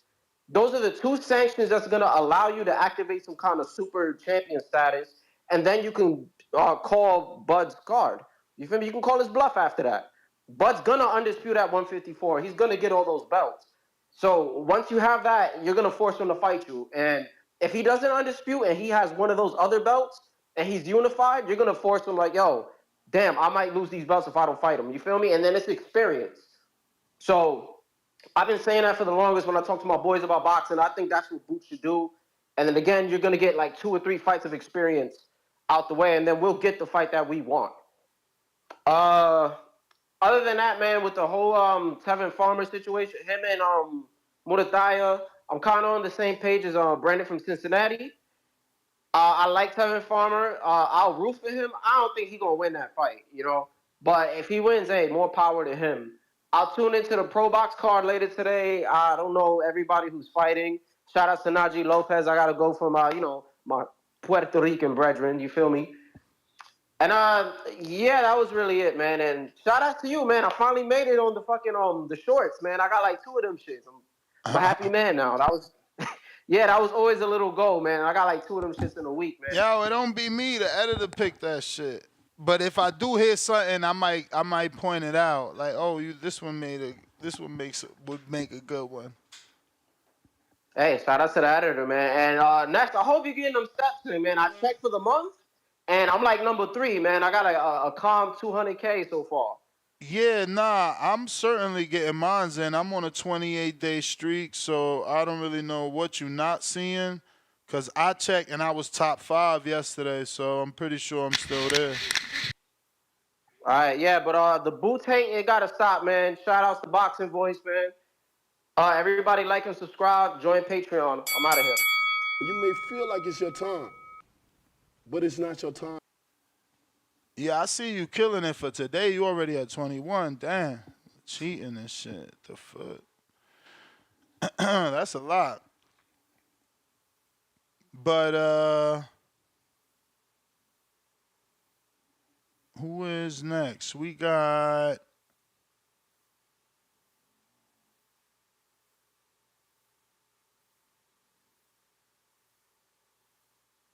DC3 $2. How we hating? 30 plus fights, no name, email, belt, crying emoji. James in Atlanta, no chocolatito talk, small weights don't matter. Y'all ain't talking about it. DC3 $2. Tim Boski, Spider Rico beats everyone on Boots' resume. That's crazy. James in Atlanta, $2. Mason said he open to fight Tank Loma Shakur. Yeah, in the future. DC3 counterpunch for Reverend Jonathan Sims. Jonathan Sims, $5. Days seems like a good. Okay, he put Days. It's Days, like with a Z though. But okay, Days seem like a good opponent and confident. How old is bruh? I'm 36. If I can get off of work, it would be an honor to share the ring with Champ. He said if I could get off work, bruh, you a grown ass man. Y'all better stop this shit. You know if you could get off work. You know if you got days, to ask for. You know if you could take days without pay. Like, cut this shit out. Y'all better grow up. Jonathan Sims, $2 again. I cannot call in as my phone is being repaired. How convenient. Where's my sound bite? Where's my sound bite, man? Where is that? I don't see it. You lucky. You suck. All right, what else we got? Lake County, $2. Throw some holy water on that phone, Jonathan. Jonathan says $2 at Lake County. That's how it got messed up. Laugh out loud. DC3, $2. My crybaby.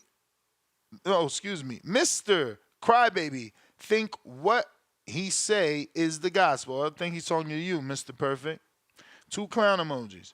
We got James in Atlanta. Charlo never defended undisputed. Mozzie, $5. How easily everybody forget Boots was calling out Spence first. Popping up to his fights and everything. Mozzie back with another 5. It's okay for Spence to move up and Doug Boots, but not okay for Bud to move up and become 3-time undisputed. Because, once you beat Earl, you inherit his mandatory. That's why the pressure's on Crawford now. CTL Meach, welcome to the prospect level.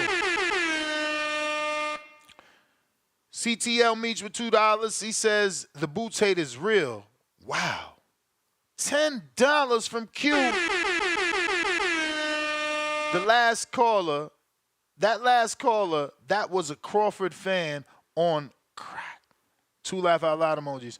I got Boots destroying Bud if they fight, and I'm willing to take all bets if it happens. Celebrating his 5th super chat on a live stream. We going out to Two Facts, what up?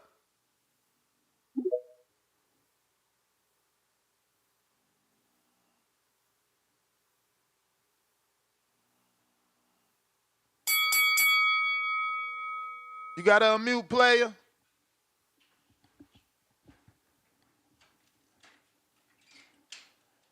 Two Facts, you got to unmute on Twitter. All right. Man, that sucks because I know yesterday you was DMing or rather, atting us, asking, can you get on? It's finally your turn, and you ain't really got the Discord the Twitter rocking. COE Films, what it do?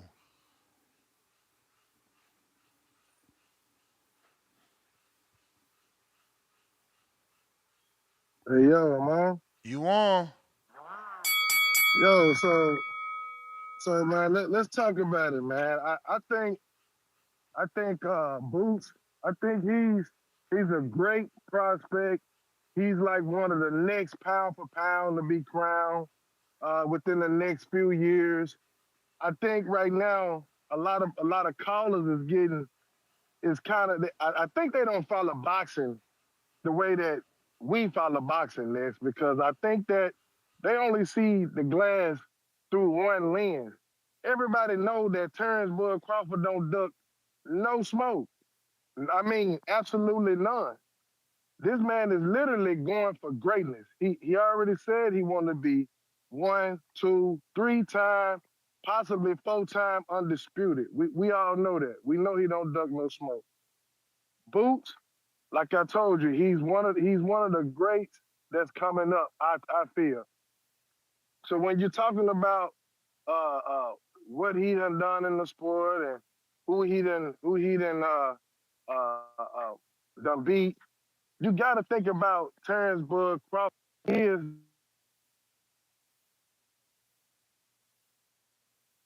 that. So when they call in and they talk about his record and Spence and all this, man, y'all don't follow boxing. Y'all just speaking what y'all heard on other channels and shit. Man, get your facts right. So let's talk about this coming up weekend with Boots and Avanesyan. I think that's gonna end in a knockout somewhere around fifth, sixth round. Once he can, because Boo's gonna apply the pressure from the jump, and he gonna piece him up, and that's gonna be a knockout round, fifth, sixth round. Now, what I don't want people to start doing is start putting that pressure, saying that Boots need to fight Crawford right after that fight. It's not gonna happen, guys. He's in the building stage. They trying to build his career on up just so he can be labeled as. So watch what I tell you at the end of this match. A lot of guys gonna be saying, "Oh, he knocked them out worse than Crawford did," and that tell you right there he can beat Crawford. No, it's not. No, it's not. That's not saying shit. So let's pump our brakes for a minute and let's just realize the kid is gonna be great. The kid is gonna be one of the next pound for pounds. And as far as Terence Crawford, just August the 7th, just watch this man be You may great. feel like it's your And time, that's my call. but it's not your time.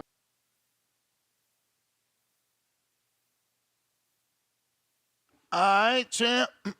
Hawk, Maryland.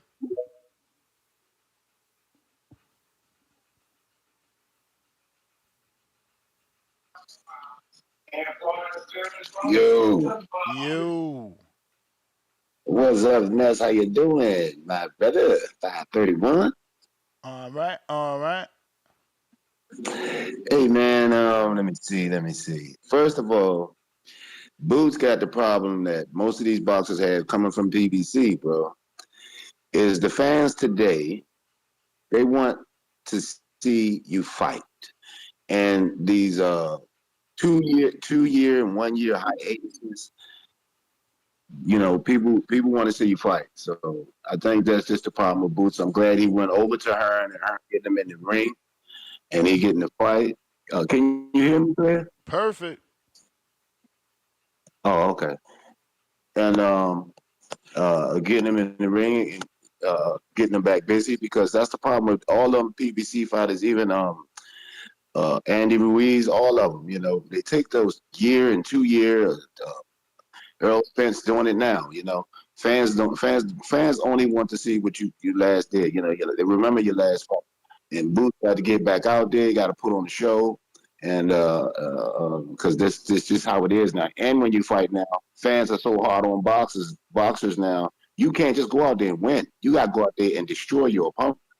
You know. Only thing I got to say about the Boots situation, Ness, you got to help me out a little bit because my memory ain't all that. These fighters that fight at home, they get the homecoming fight. Remember the dude from Maryland? What's his name? Jaron? From Maryland. Yes, Maryland. He had the Redskins uniform on and everything. He came home to fight here in Maryland, and he lost to the dude from Philadelphia in his homecoming fight. Oh, ain't you talking about Jared Hurd versus Jillian Williams? Yes. Okay, yes, that was a homecoming fight. This is what I'm talking about right now. As far as Boots Ennis, what he need to be cautious of, the homecoming fights. Boom, yeah, Jared Hurd. Then Williams got that belt. He went home and he lost at his homecoming fight with his very next fight with the belt. Yeah, he lost to Yes, Jason Rosario. Yes, sir. Yes, sir. So these are like little things that have been happening with these homecoming fights, and also fighters that come from the PBC side going over to face Matchroom, going over to Matchroom and fight. They've been losing. Wilder, Andy Ruiz lost on the rematch in there, but it's quite a few more that left the PBC side, went over for it and lost. So I just, Boots got a lot on his table right now, on his plate right now.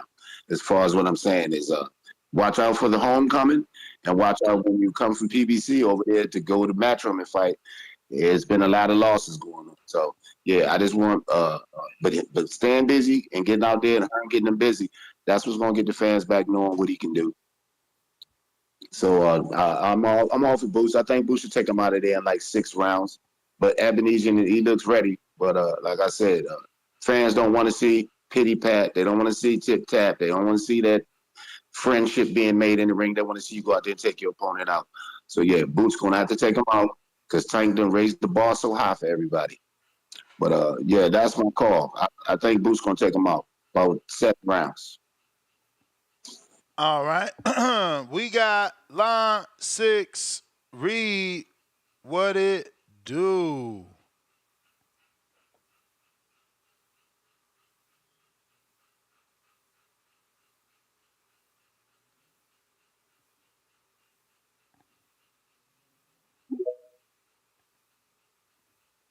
Hey, Ness, can you hear me? Perfect. Hey, bro, I tried to get on yesterday because I was about to talk crazy to you about having the Shakur show on a Boots fight week. I thought it was asinine. And the other dude that just called in saying that there's a chance that Boots could lose or something like, dude, hey, my man, you got a better chance of getting struck by lightning, dude. Boots losing that's just, I never thought I'd hear somebody say something so asinine. I know he was saying anything gonna get him out of there, but the thought about Boots losing is just inconceivable. But Boots is fighting us, so I'm about to show you some love on Cash App right quick. Just let me hold on. Let's stay on the phone with me right quick. I want you to see that we so sincere when it comes to Boots. You know how I roll, Ness. So, however many bombs this gets for Boots, I want you to go ahead and drop that many bombs. You feel me, Ness? It's coming. Drop that bomb. Drop it.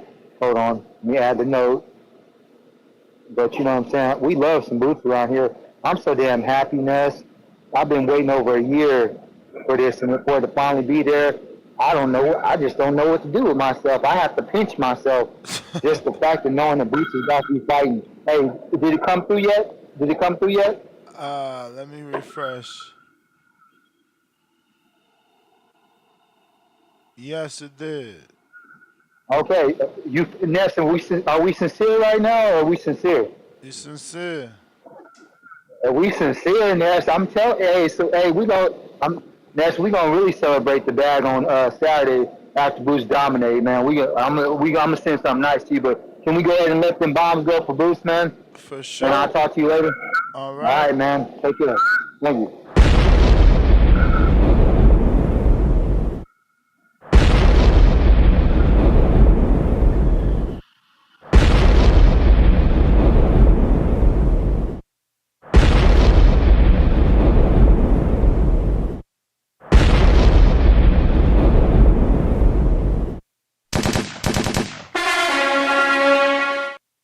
Salute to Line 6, Reed, showing that Boots love. Spider Rico, what it do?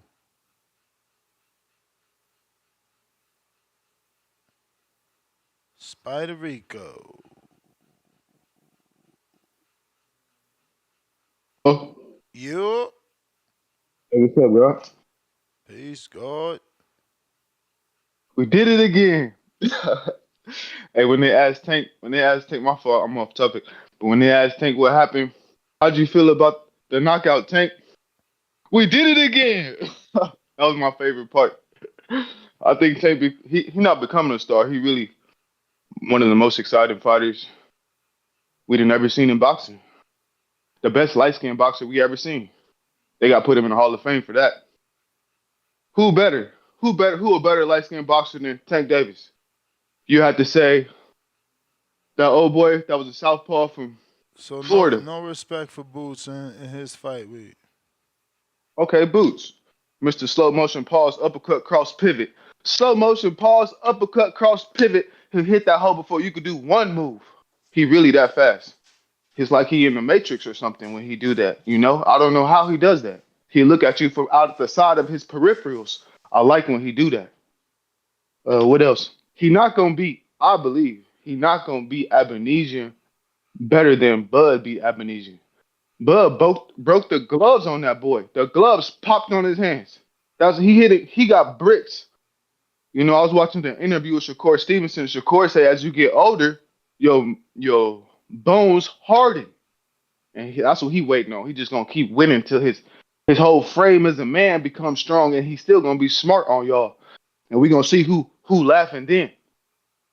Also, the Shakur versus Tank. I feel like when Shakur do that, no, when Tank do that, what is that? What y'all call that? That gazelle punch. Shakur gonna sit his little ass down. That's the truth. He's too sharpshooter. Tank be trying to jump in on people because he's so damn small. He got explosion, but Shakur ain't gonna care about. Bop, he gonna sit his little ass down. That's what's gonna happen. Watch. I forgot to tell y'all that. Uh, but Avanesyan is the pathway to Bud, right? But Bud really put the brick on Avanesyan. I mean, it didn't look good. He gonna have to knock him out, and that's hard to do. Trying to knock out somebody he gonna be protecting himself from that. You know what I'm saying? And damn, my timing is going so fast. But I'm looking forward to the Bud versus the Dream, the real Dream, a Dream Off, because I think the Dream is really that, and it's also like this is Floyd versus GGG, but this time Floyd is Crawford, and Crawford I believe is better than Floyd, and Madrimov is Feel like it's your GGG, time. and I believe British feel like your time. Madrimov is better than GGG, so that's gonna be a really big fight to me. All right, y'all, I'm gone. Esteban with love. CLT Meach, $2. Haney 12 Regis at home. Stop that narrative.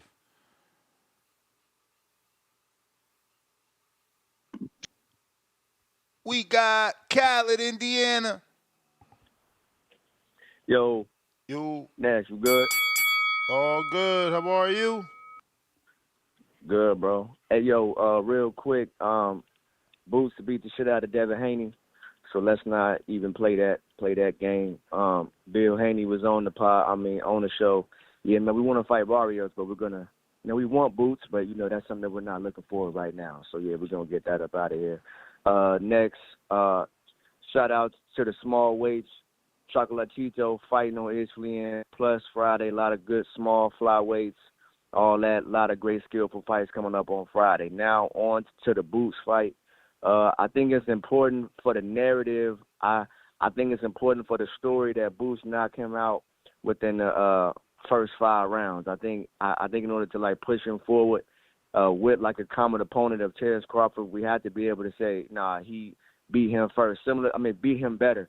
Similar to what Jaime Munguia did to John Ryder. That was one of the catalysts to why he was able to get that fight.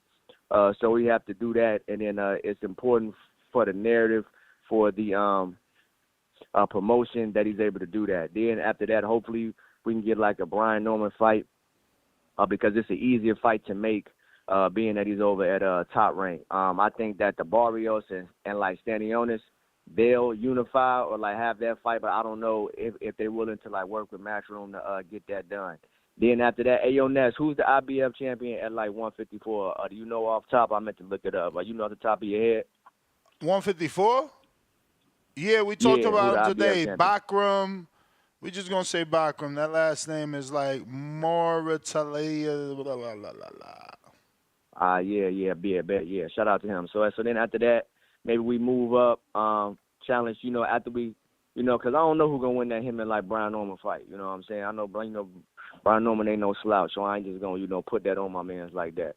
But if we could unify that, move up to 154, it's a lot of great fights up at 154. I think the fight of our generation, if it can happen, if my man can get a belt, is him and Virgil Ortiz. I think that's the fight that like really moves the needle. I think that's our Earl Spence and Bud, Boots, Jaron Ennis, and Virgil Ortiz. I think right underneath that is Boots and Tim Tszyu. And I think that Tim Tszyu and Virgil Ortiz are like some of the 3 biggest fights that like still a lot of things got to kind of happen, like belts need to be gotten and things like that. But those are the 3 biggest fights that we need. You know what I'm saying? So yeah, shout out to Boots. And real quick before I go, shout out to my man Brandon Maurice in Cincinnati. I ain't even say my whole government name like that. My fault, pardon myself, God. But man, he always come in and give great talks, like great boxing analysis, man. He like one of my favorite callers. I done learned a lot from him speaking, so shout out to him. But yeah, that's my call, and that's thank you. All right. Looks like that is, let me see, we actually got Ronnie in Phoenix. What up? Good morning. How you doing today, brother? All good. All right, I'll start off with the topic. I got Boots. I got Boots within 5, bro. I think he'll take him out pretty easy. It's great. I'm not a hater, bro. I like Boots. I'm not a big fan of him, but I don't like to be hating on fighters too much, brother. Even Shakur, I'm being 100% serious. I watched this fight with my phone. I told you I was going up north, so we were up north. I had the phone on. I have Hulu, so I'm sitting there watching it. And I was nodding out. My lady's like, "Hey, you ready to go to sleep or what?" I'm like, "No, I'm good. I'm good."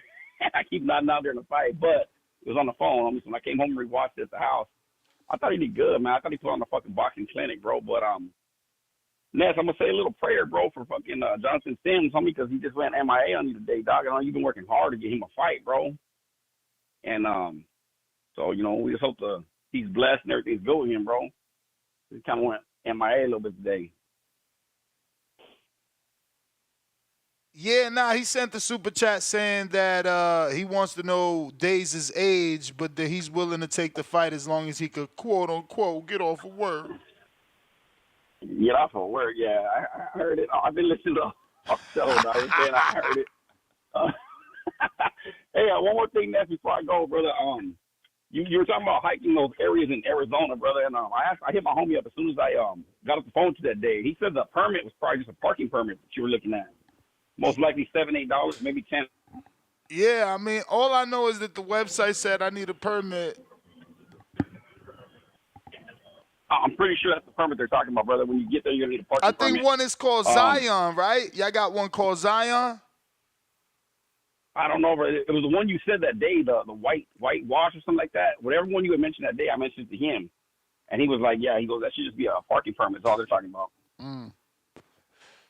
Just something, you know what I'm saying, for thought, brother. You see, I know a lot of places here they charge those. You're saying we go to the river bottom. You're saying to go Needle Rock and shit like that, bro. And you got to pay. I think it's like $5 to get in. You got to stick a little paper on your dash. I'm saying while you're there, and they'll have the sheriff drive around, make sure you got your fucking paper. And you say if not, you get a fucking fine.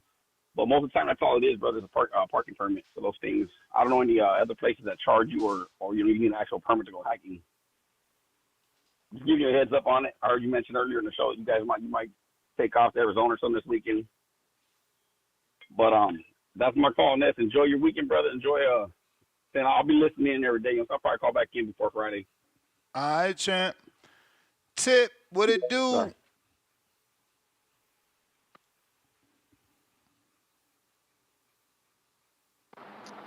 Yeah, man. I just heard some like crazy things being said. People talking about Boots versus Virgil is like a big fight, bro. Boots. Nobody cares about Boots versus Virgil no more, bro. I'm sorry. The boy done went to Matchroom. Ain't nobody looking for Boots in this no more. I think y'all need to get this through y'all head that the moment you go and sign to a UK promoter in America, that nobody is looking forward to your fights unless you're fighting in your hometown. You want to know the prime example of that? What's the little kid that's fighting at 115 that just fought? He just fought the kid from the UK, and then he had him on the undercard. You know what I'm saying? One that just fought the dude that Chocolatito beat lost to. Damn, I forgot his name. That's what's his name. That's help me out I don't here. know, man. But Bam Rodriguez. Yeah, Bam Rodriguez. Then, you know what I'm saying? You got Eddie Hearn. Y'all gotta pay attention to what's going on, man. Eddie Hearn is a terrible promoter. All these dudes is fighting in their hometown. They can't sell anywhere else. You know what I'm saying? Y'all gotta get hip to the plan, man. Eddie Hearn can't promote these dudes for real, bro, unless they in their hometown. You know what I'm saying? Just look at what's my boy? 140. Dark skin Africa, man. You know what I'm saying? How long he done had Africa? Africa ain't blown up yet. Like, bruh, Edgar Berlanga. You know what I'm saying? Dude's still fighting in gymnasiums down in Florida. You know what I'm saying? Top rank had him fighting at the MGM and shit. Yeah, I mean, not the MGM, Madison Square. Like, bruh, y'all gotta stop this, bruh. Ain't nobody gonna be checking for Jaron Boots in this no more. Get it through y'all heads. You know what I'm saying? The moment he left the PBC, it was over. It was a wrap. You know what I'm saying? Y'all think he about to get these Stanionis and Mario Barrios fights now? No, bruh. What y'all need to be doing is calling Eddie Hearn out for his BS and why he ain't got Conor Ben fighting and why he not trying to make Conor Ben versus Jaron Boots Ennis. Because they on the same side of the street, ain't they? Ain't that what y'all always complained about when it came to the PBC? You know what I'm saying? I'm confused here. You know what I'm saying? Y'all want to flip flop now. You know what I'm saying? Ain't nobody bringing up Conor Ben. Where's Conor Ben? Timboski, can we get an update on Conor Ben? Somebody, please. We need an It's getting update real on nasty. Timboski. He don't even call in like he used to since that footage dropped. He shouldn't have dropped that footage, man. And he won't. He refuses to send new footage, but he's slowly disappearing and shit. This shit crazy, man. These UK dudes keep running off into the wind, man. Keep running off into the wind. But yeah, man, it's just looking real bad out here for dudes on that side of the Matchroom Street. I'm glad Tevin Farmer got up out of there. Now he moving on to bigger and better things at 135 against Raymond Murataya, where he could possibly win that fight and, you know, hopefully get the winner of Lomachenko versus Tank, or maybe Shakur Stevenson or Baranchek or Williams Zepeda, depending on whoever he fights. You know what I'm saying? So, you know, it's a lot going on right now in the boxing world. But if you over there signing the Matchroom, man, just be careful. You'll end up like Sabril Matias, or, you know what I'm saying? We're going to have to see the result of my boy out of the area, man. Jaleel Hackett. You know what I'm saying? Jaron Boots Ennis. He going to do what he going to do against David Avanesyan. But then again, you never know, man. You know, these dudes, they somehow keep putting on lackluster performances, and you know David Avanesyan just might show up. He just might show up, but I don't expect him to. I don't expect to see the David Avanesyan that fought Josh Kelly at all. I don't expect to see that. But yeah, and that's it, man. Shout out to Oscar De La Hoya and Floyd Mayweather, man. You may feel like it's your time, but it's not your time. All right, all right. Boxing nerd, remember to get a counter. You're going to need to send that $5 Cash App and or Super Chat with the words Counterpunch and or acronym CP. DC3 $2. Ness, give that Counterpunch for Sims to Spider. El Spider Rico, you got yourself a Counterpunch courtesy of DC3. So I'm being told Zion is actually in Utah, not Arizona. I love boxing. What up? Yo, You what's happening? chilling? Man, I ain't gonna lie to you, man. I love the fact that Jerome really fighting at his own time, man. Like I'm liking how Eddie Hearn really. I think that's gonna be a good promotion for Boots, man. You know, for him fighting in the whole time, conquer your whole time. You know what I'm saying? Shoot, Andre Ward did it. I mean, shoot, Boots can do it. You know what I'm saying? I really think they're gonna be his toughest fight, though. Honestly, I think David Avanesyan gonna give him a tough fight, even though I think he gonna come out of it. But and I think Shakur need to do the same thing, man. Go ahead and go to Matt's room, man. Go ahead and fight in the UK, and you know what I'm saying? Just build your name up, man. I mean, nobody don't want to fight you like that. You might as well go ahead and go out there in the UK and fight. Same with Boots. If nobody don't want to fight him, go to the UK. You know, but yeah, man, I think it's gonna be a good, it's gonna be a good fight between that, man. I can't wait to see about Jaleel Hackett too, man. What you think about Jaleel, man?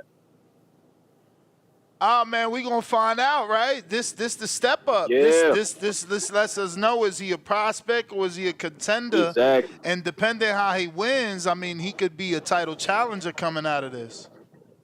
Yeah, exactly, man. Like I really love his fight style, man. Like, yeah, man, I can see him on. He say his favorite fighter, Errol Spence, right? I believe. I think that's what he said. Yeah, man. He got a fight style like him, man. I can tell he probably stronger than him. But yeah, man, they gonna, But yeah, those are really the three fights, man. The Boots fight, the Jaleel Hackett and Tevin Farm. I think Tevin Farm gonna win that one though. I think he gonna pull that one off. If he win, man, who you think he got, man? Who you think will be next in line to fight? He can fight. For Tevin? Yeah. Bro, he back in talks for a tank fight. Come on, that's old beefs. Man. Now it's that division. Why not? Oh, man. Yeah, why not? I mean, why not? Why not? Yeah. Well, yeah, man, that's my call, man. I appreciate it, man. You the man, champ. You the man. All right, looks like that's everyone. So for my YouTube members and Patreon, we're gonna go ahead and knock out that untitled episode immediately after this. So expect that to go live in the next 5 to 7 minutes. DC3 $2. Ness, we said that. Leonard Sterling 2-pounder. Ukaz suspended Ben after winning appeal. Can't fight. Yeah, but that's over there. He been fighting over here. Brambo $2. I fighters fought like Roy instead of 30 plus Floyd. I don't know what he meant by that, but maybe if he dropped the fighters fought like Roy instead of 30 plus Floyd. I still don't know what you mean, Brambo. But yeah, untitled right after this. Members only, Patreon. Peace.